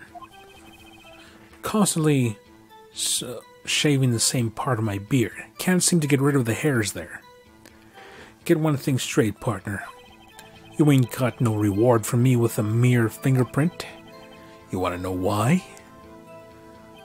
The bloodstain and the fingerprint are completely unrelated. Unrelated? They're as different as night and day. Kind of like cereal and cereal. One's got to do with breakfast while the other is a type of murder. He's right. Although seemingly alike, they're totally different. I don't see what homonyms have to do with this.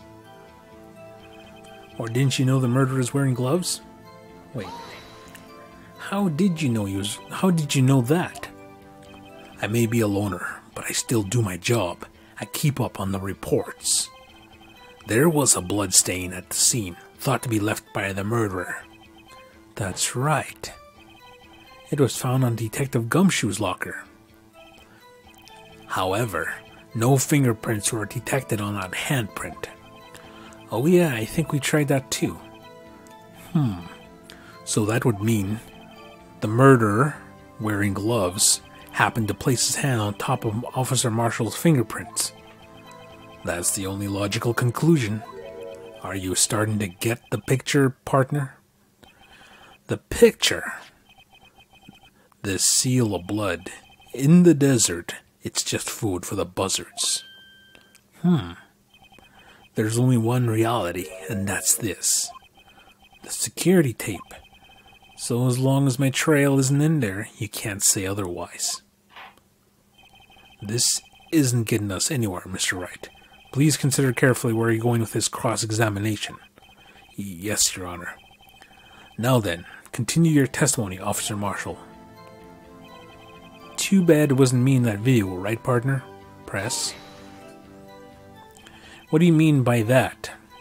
You want to tie me to this crime, isn't it right, partner? If so, that video is the only direct evidence you have. F you! But that video is next to useless. It's full of blind spots. Blind spots? Places you can't see. The camera's panning back and forth. The floor isn't shown. If someone was familiar with the camera's position, he could leave the room without being caught on tape. Oh, we don't have time for your speculations, Mr. Wright. Well, Mr. Wright, can you show us evidence in this video that indicates Officer Marshall is present? Please do so now. Show evidence. Very well. Allow me to point out your mistake, Officer Marshall. Tread carefully, Mr. Wright, or you might wind up being the one making the mistake. Now then, let's have another look at that video. Show us this incriminating evidence of the witness, Officer Jake Marshall. Crap.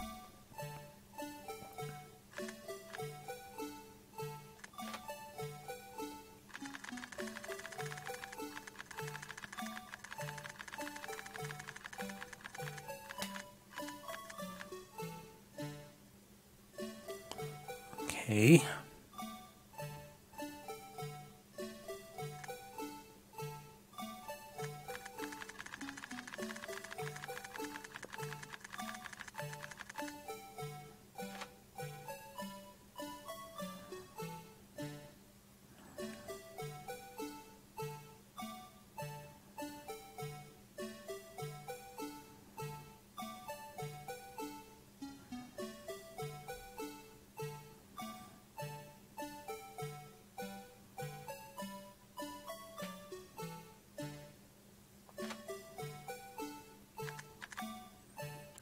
Okay,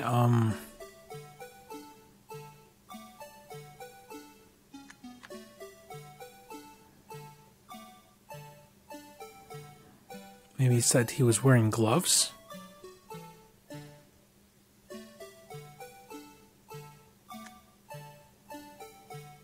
I wonder if... Hold on. I was looking at this. I wonder if this wasn't there before. Okay, let's go back. Aha!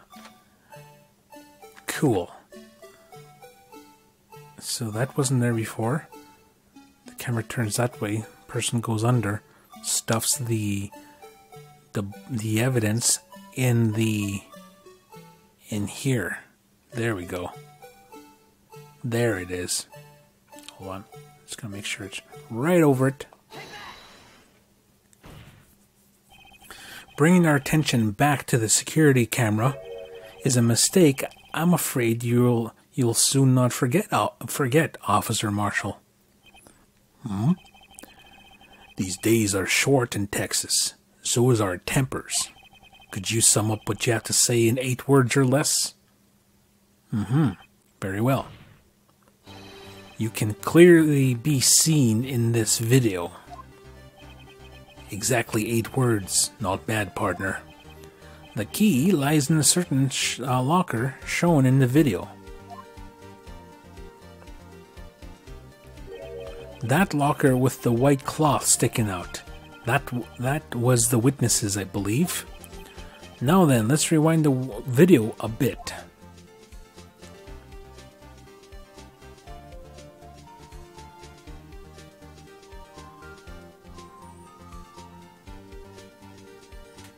Then bring it back.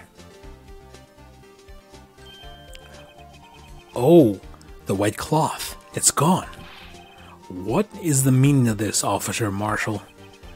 When the crime took place, the white cloth wasn't there. Then it suddenly appeared. There's only one explanation. Officer Marshall, you were in the evidence room at the time of the crime. What's more, you opened your locker when the camera was turned away. Order. It would seem that only hold your horses. Sorry, partner, but you got the wrong man. So what if my locker was opened? That doesn't mean I'm the one who opened it. He doesn't know about the what do you call it? He doesn't know about the fingerprint thing. The murderer needed to hide something, so he opened the locker and stuck it in. It's not my fault he happened to choose mine. Why is everyone staring at me like I'm a wanted man? Time to rub it in his face. This guy isn't just plain dumb. He really doesn't know. I hate to rain on your parade, but you're the only person who can open that particular locker. Oh yeah? I call your bluff. You say open that locker, now prove it. Okay, where is, not rubber glove. Each locker is unlocked using detector's light indicates open boxes. Present. Fingerprint sensor? Yep, we talked about this earlier today. The lockers can only be opened by the detectives they belong to. What kind of crazy talk is this? He's sweating now. Well, Detective Gumshoe did mention something about this. In any case, the locks aren't that obvious. There's even some people in the force who don't know about the fingerprint locks. So, Sheriff, what do you have to say in 8 words or less? Yeah. What is he biting on? Oh, his cloth. I only got 1 word for you, partner. No. No. Order. Witness, explain yourself. If this is a joke, then it's the worst I've ever heard. I assure you, this is no joke, Officer Marshall. Now then, please tell us, what were you doing in the evidence room at the time of the crime? Ugh. Olay, please answer the question. What is he now, a bullfighter? That's all right, Officer Marshall. I believe we can figure the rest out from here. We can? Have a look at these floor plans. There is no place for someone to hide in the evidence room. Yet Officer Meekins didn't see Officer Marshall. If that's so, then where was the witness? It seems Mr. Wright has an answer. That's right. The only possible conclusion. Okay, I better save. It seems like I gotta do something here.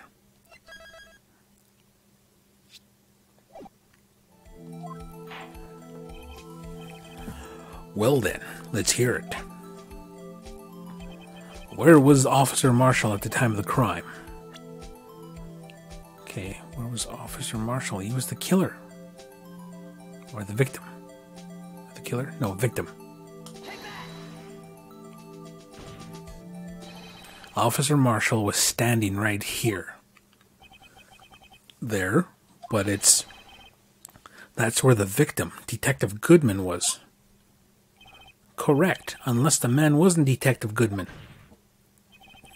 I believe the victim in this video is Officer Marshall. It was you dressed up like Detective Goodman.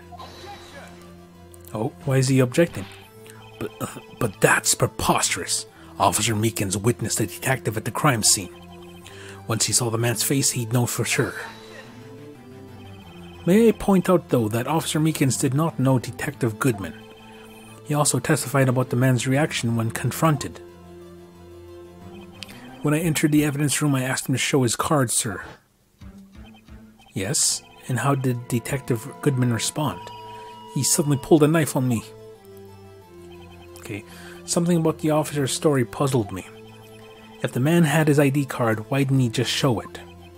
Yes, he would have needed it to enter the evidence room, so he must have been carrying it. The answer is simple. He couldn't show it. As you can see, Detective Goodman's picture is on his ID card. Oh, I get it. If he showed that, his cover would have been blown. Officer Meekins would have realized the man wasn't Detective Goodman. Do you have anything to say to this, Officer Marshall? Oh, you got quite an imagination, partner. We got a term for that. It's called circumstantial evidence. Circumstantial evidence? He's still denying it. You're gonna have to do better than that to break a detective. Unless you have hard evidence proving I dressed up as the victim. I can't say I particularly care for your uncooperative disposition.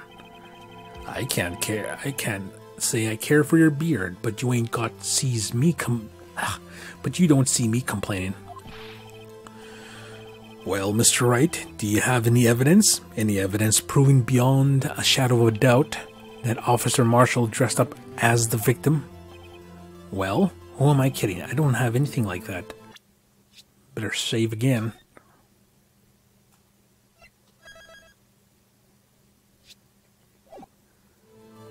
Okay. I can see the fear in your eyes, partner. Seems you're the one who couldn't take the desert heat. This can't be happening. It's so obvious he's the one. What can I do? It looks like your lack of experience has finally been exposed. Huh? I'll pass on to you what someone told me when I was just starting out. When you've run into a wall with no places to go, return to the basics. The basics? For me, that would be what Mia used to tell me. Nick, try thinking outside the box. I shouldn't look for proof that Officer Marshall was in disguise. But rather I should look for evidence that came about because he was in disguise. Why do you think this locker was opened in the first place? What do you mean? There's no reason for Officer Marshall to open his locker at the time of the crime. Yet he did, despite the chance it might be it might be discovered later as it has been. Which means he didn't originally plan to open his locker. According to the defense's argument, Officer Jake Marshall dressed up as Detective Goodman at the time of the crime. Then after the crime was committed, he opened his own locker for some unknown reason. The fact that a white cloth is sticking out of the locker seems to indicate that he opened it in order to put the cloth inside. So, just what exactly is this piece of cloth? Well, it's the costume. Perhaps the video is the key to all our unanswered questions. I don't have any evidence, so my video is my only shot. Very well. Let's take another look at the security tape. Better save again. Save often. Save always. Just like in any RPG, except this is visual novel, so... After committing the crime, the witness opened the locker to put away the white cloth. Please show us why the witness had to open up his locker. Okay. Okay, because he got blood on it.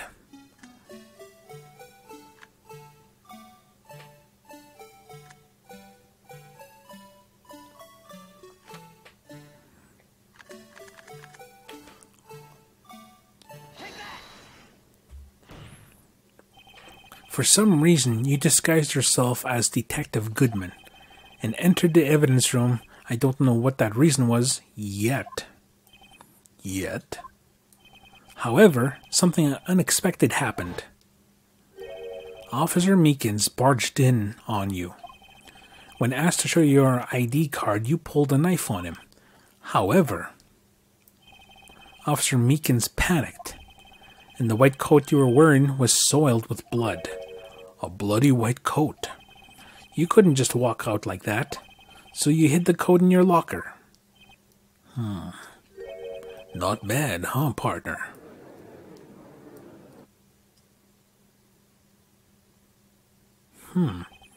Now then, Officer Marshall, are you ready to tell us the truth? Looks like I underestimated y'all. I hope you're happy now, Mr. Edgeworth. 2 years ago, if you were only half as persistent as you are today, we all wouldn't have to be here right now. Now would we? Officer Marshall, tell the court what you did, all of it. All right. It seems the time has come. Oh, confession. I had to do it that day. I couldn't just stand by and let it die. I stole the detective's ID and dressed like him. I planned to take out the evidence. I wasn't expecting Officer Meekins. I knocked him out. I managed to escape. I knew which areas wouldn't be caught on camera. There wasn't any murder in the evidence room at 5:15. So the supposed victim was really you. But there's one thing I still don't understand. Large quantities of blood traces were found on the floor of the evidence room. If no one was murdered, then how could that be? Officer Meekins managed to cut his own hand. My guess is he's the donor. It looks like too much blood for that. Okay, Marshall's confession. Alright. Well, let's go through this. Okay. When you say it, you mean... Do you even have to ask, partner? The SL9 incident. 2 years have passed since that case was closed. It was going to completely end with the transferal that day. Not if I had anything to do with it. That incident's not over. But what did you hope to accomplish by sneaking into the evidence room? When a case is closed, only the detective who is in charge of it can look through the evidence. I wanted to have a look at it myself one more time. No matter what the cost. I don't care what anyone says, partner. That case is mine. But Officer Marshall wasn't in charge of that investigation. Why does he care so much about it? Because somebody died. Somebody close to him got killed. That day was my last chance. That's why I stole the detective's ID and dressed like him, planned to take out the evidence. Why did you disguise yourself as Detective Goodman? If I didn't make it look like Goodman was carrying out the evidence transfer, I'd be arrested for stealing evidence, which wouldn't get me anywhere. So you did it to fool the security camera and the detective's ID card. I stole that the morning of the incident. So that really was why Goodman started filling out that lost item report. I returned his ID card. I left it on the floor in the prosecutor's office parking lot. The ID card I found was left there by Officer Marshall. So essentially, you managed to succeed despite your lack of foresight. What do you mean, partner? I mean the fingerprint-activated lock, of course. No matter how well you disguised yourself, you can't change your fingerprints. Normally, that locker shouldn't have opened. So it was opened because a rubber glove was stuck in the door by chance? Then Detective Goodman must have opened the locker before Officer Marshall. I wasn't expecting Officer Meekins, so I knocked him out. Okay. You pulled a knife on Officer Meekins and tried to drive him off? Let's just say I was a little surprised. I only planned on being in the evidence room for no more than 5 minutes. I didn't think anyone would actually come in during that short time. Officer Meekins, certainly a 1 in a million type of person, mistaking a detective for an intruder and demanding to be shown his ID. I'll have to think a little more about his race this year. When did Edgeworth get so much influence? Anyway, he threw himself at me and I ended up cutting him slightly. I'm sorry it had to turn out that way. With me knocking him out and everything. By the way, what happened to your knife? Oh, you mean this one? I don't know what to say. So what happened next? And managed to escape by newish areas when we caught on camera. So you did your research beforehand. Those who go into the desert unprepared don't live long, partner. I didn't think it would make a difference though. The security tape is erased every 6 hours. If all had gone as planned, no footage would have been left. However, you bloodied your coat in your struggle with Officer Meekins. If someone was in the security room when I came out, the jig would have been up. I opened the locker and stashed it in there. What was Officer Meekins doing that time? What else? He was sleeping like a baby. So what you're saying is, on that day, there wasn't any murder in the evidence room at 5:15. But the blood found at the scene certainly indicates a crime took place. What are you, blind? The victim shown on that tape is me. I'm not dead yet, partner. So you stole the evidence from the locker. Actually, no, I didn't. Why not? No, why not? When I opened the door, the evidence was already gone. What? Mr. Edgeworth. No, what? Mr. Edgeworth, where is that evidence? It's still missing, Your Honor. Detective Goodman's locker was already empty. Someone else stole the evidence. Officer Marshall, may I ask you one thing? Fire away, partner. It's a free country. Just remember, I'm also free to decide whether or not to answer. Why did you do this? Stealing a detective's ID card, injuring a police officer. This is no small offense. Moreover, you are an officer yourself. This will have serious consequences. It can't just be forgiven with a simple cut in salary. Not that salary cuts are ever a valid solution. Like I said, this isn't your case, This one is mine, and I'll do anything it takes to get an answer I'm satisfied with. The witness has an unusual amount of zeal. Let's hear more. I can't just forget the SL9 incident. You know why? But that case was solved 2 years ago, wasn't it? That's the reason the evidence was stored in the evidence room. Joe Dark was convicted for those crimes. One thing I can say for sure, he deserved his sentence. I remember that Joe Dark case. It involved serial murders, didn't it? I don't intend to complain about how it turned out, but there's something that still bothers me. Something went down at that trial. Something no one will talk about. What happened? I don't know. That's what I'm trying to find out. Why is he so concerned with that incident? Maybe I should present him with what I think his real reason is? I had a feeling we wind up here sooner or later. Everyone involved here is related some way to that case. I better take another look at the files. I know which one it is. Okay, let's, we're a little over our time, but you know what? I need to see the end to this. At least to this day. Okay, let's go. When he talks about the SL9, do you know why? Because your brother or somebody was killed. Officer Marshall, I think I understand. I think I know why you care so much about the SL9 incident. Sounds like you've been sipping too much cactus juice, partner. I have the SL9 incident file right here. The name Marshall is mentioned in here. In a list of murder victims, Neil Marshall. Are you related to this man? Neil Marshall.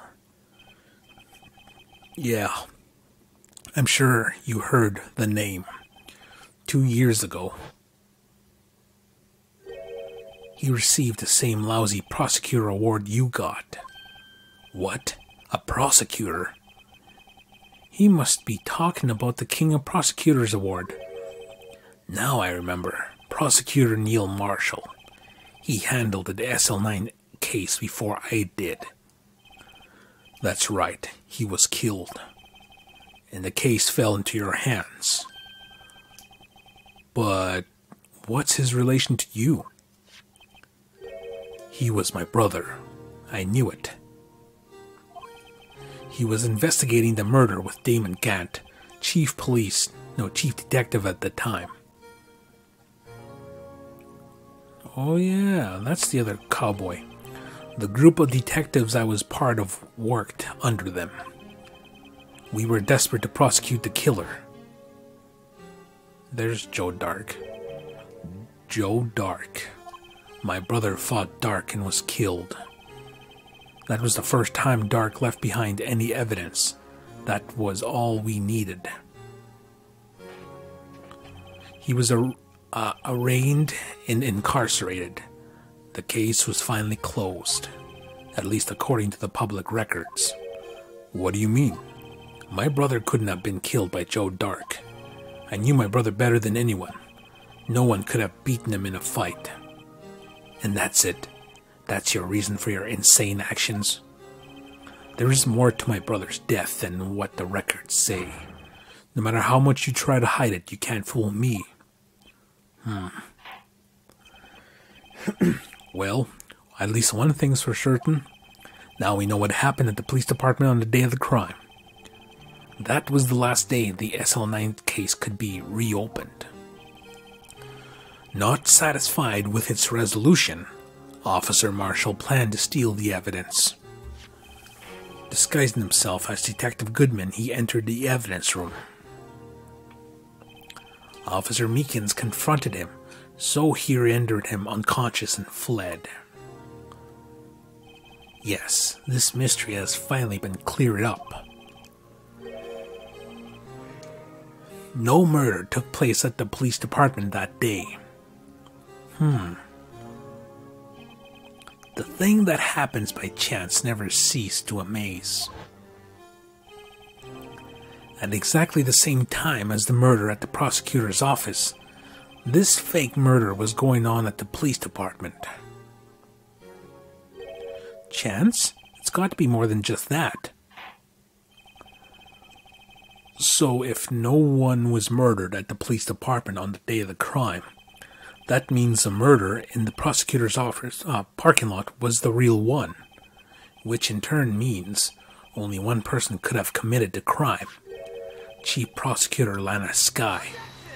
No. Back off! But wait, a verdict wasn't reached in yesterday's trial. Oh. Which is why we're examining the incident at the police department today. But there's only one reason the defendant was not convicted yesterday. There yet remained the mystery of the simultaneous murder at the police department. It seems to me this boy's got the draw on you, partner. All the mysteries at the police department have been uncovered. No contradictions remain. The murder took place at the prosecutor's office. The only suspect is Lana Skye. There were no errors in the testimony of the witness, Angel Starr. If you have a response, make it in one word or less.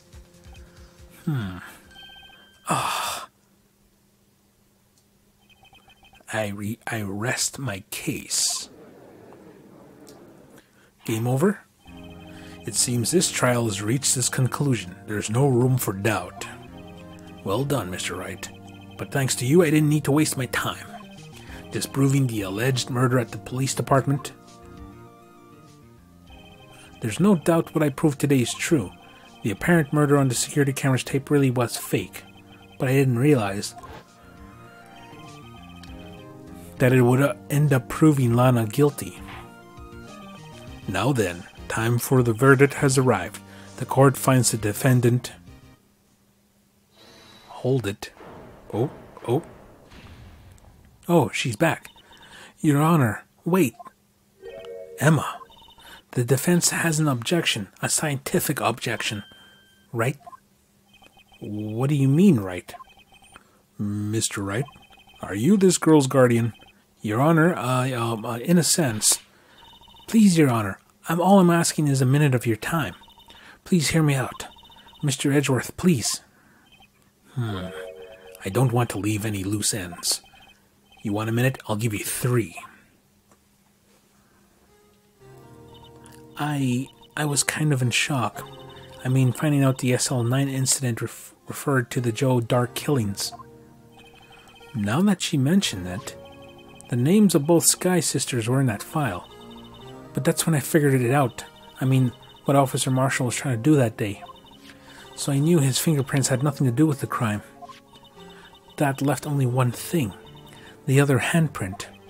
You mean the traces of blood found on Detective Gumshoe's locker?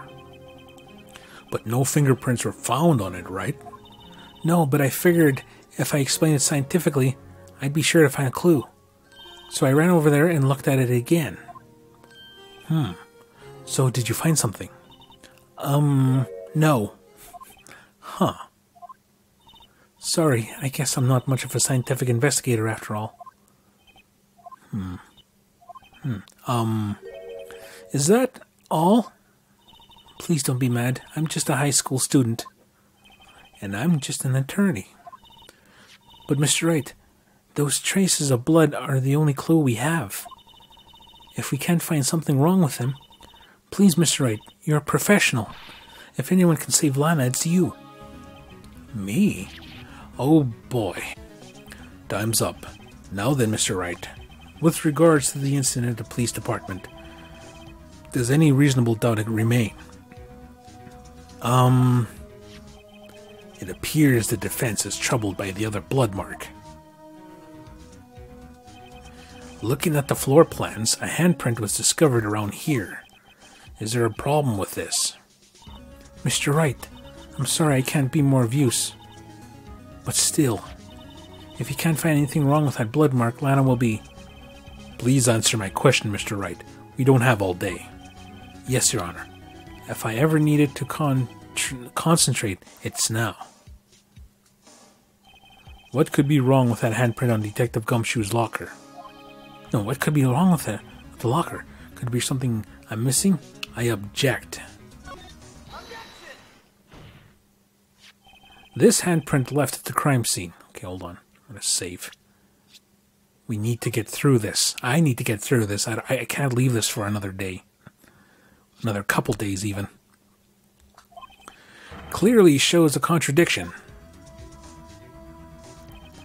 The only thing that seems clear to you is your grasping, Mr. Wright. You should have been staring pretty intently at those floor plans. Tell me, is there a problem with them? Yes, this is strange. Take a good look at these floor plans.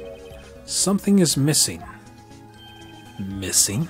You mean something has been drawn and hasn't been drawn on there?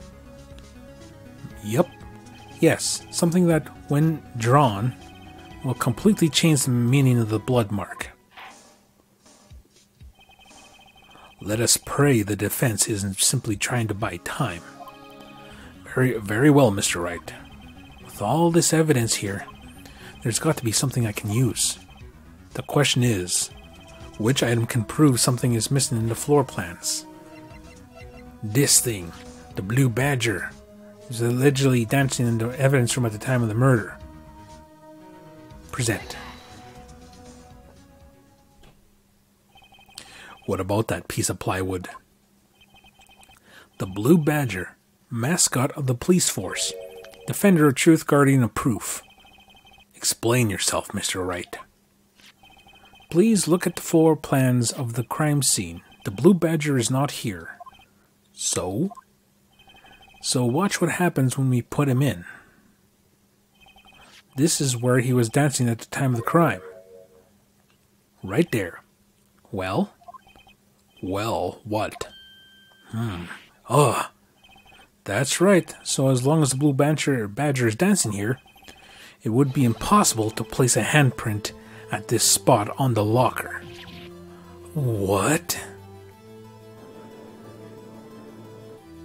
Everybody's shocked. So that means, just exactly what does that mean? It means it can't be done. What are you saying? Blood traces were undeniably found on that locker. Don't look at me, I didn't put it there. Mr. Wright, think it through scientifically. Emma, on that afternoon, Officer Meekins was the one who brought the Blue Badger to the evidence room, right? After he put it down, it would be impossible to leave a hand mark on that locker. So that must mean that this blood mark was left there before the Blue Badger was brought in. Just one moment. I will not allow such a far-fetched balderdash in my courtroom. It may sound far-fetched, Your Honor, but it's the only possible explanation. On February 21st, in the police department's evidence room, blood was spilled not once, but twice. But how? One time was captured on this tape, taken by the security camera. Officer Meekins was cut in his hand, which is trivial amount of blood fell. The problem is, the other time.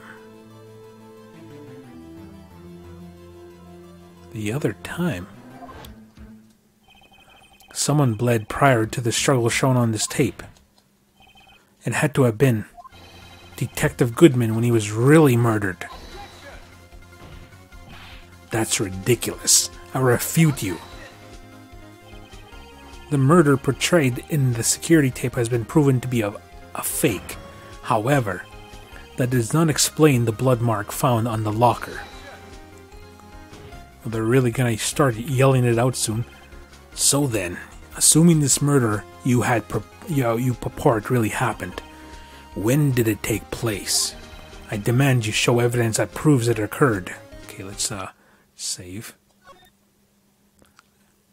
Pardon me for taking a little bit long, but I just feel like I gotta see this through. When did the first incident occur? To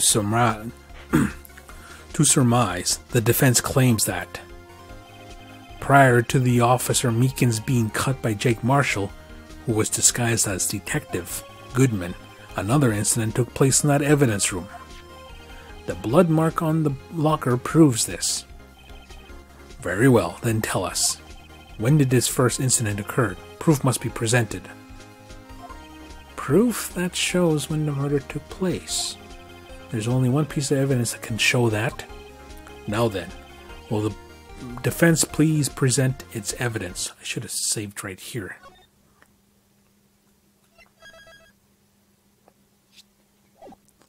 Okay. What shows when the first crime took place?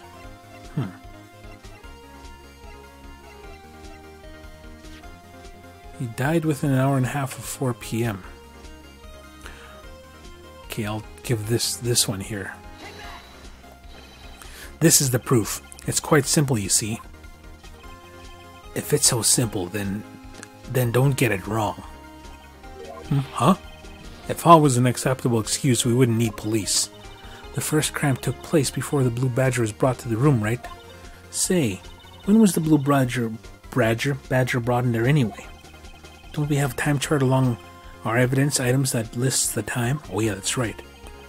The triple sevens, the all seven card. Proof that shows when the murder took place. There's only one piece of evidence that can show that. Now then, will the blood... Oh yeah. It's the time card. Miles Edgeworth. Okay, that was minutes before Miles got there. If the crime took place inside the evidence room, then the perpetrator would have to have entered the room in order to do so. An ID card is required. An ID card? Oh, the ID card record.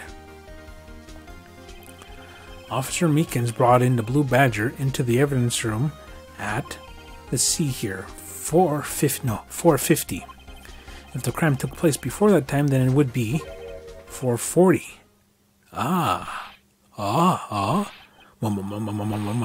Mike Shinoda.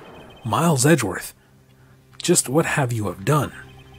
I never figured you had the nerve, boy. Put off the act, witness.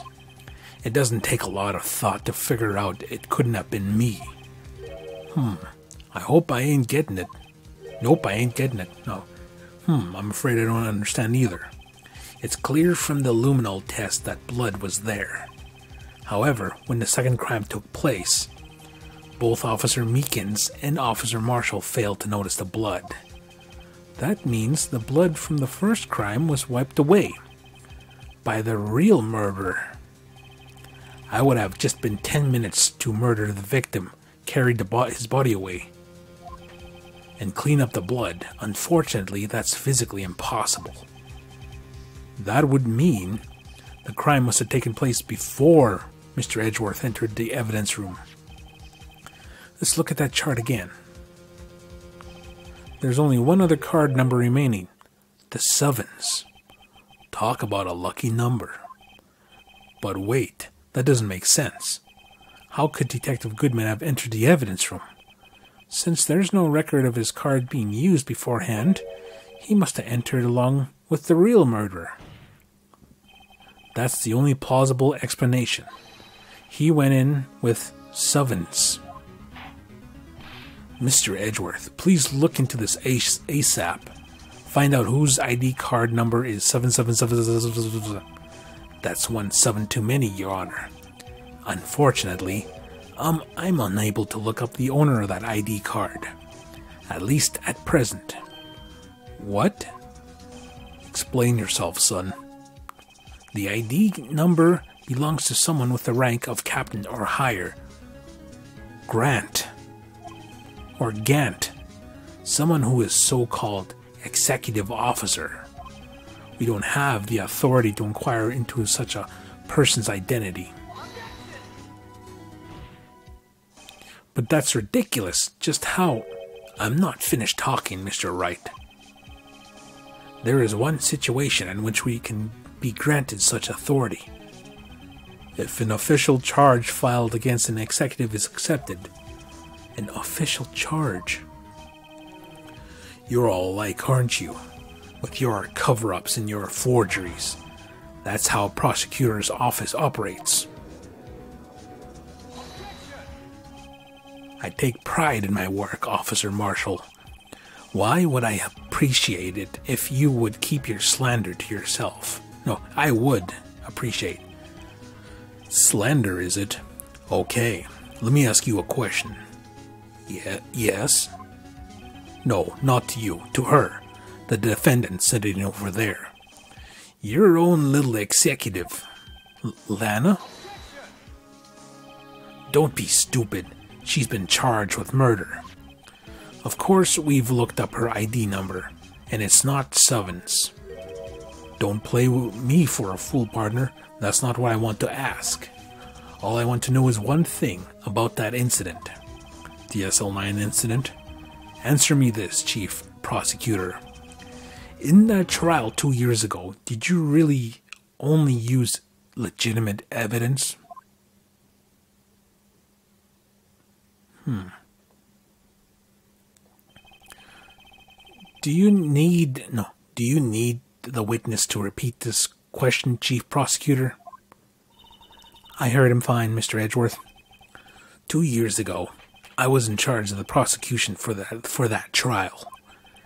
At the time, we felt powerlessness of the law. At least, I did. Huh? Lana. I became a prosecutor in order to suppress the crime with the law.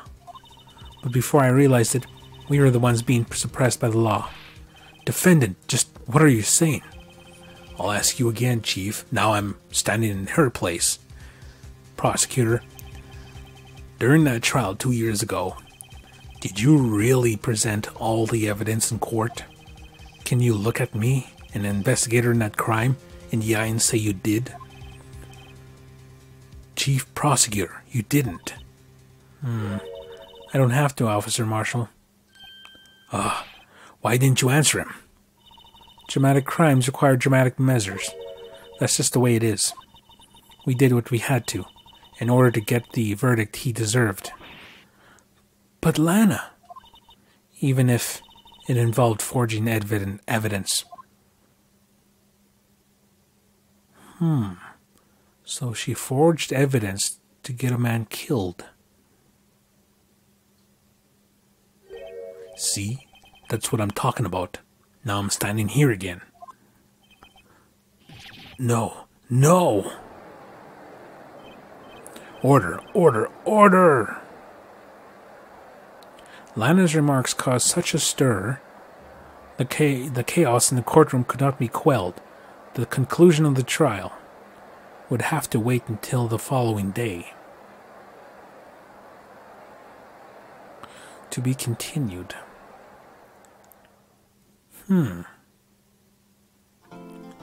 Yes.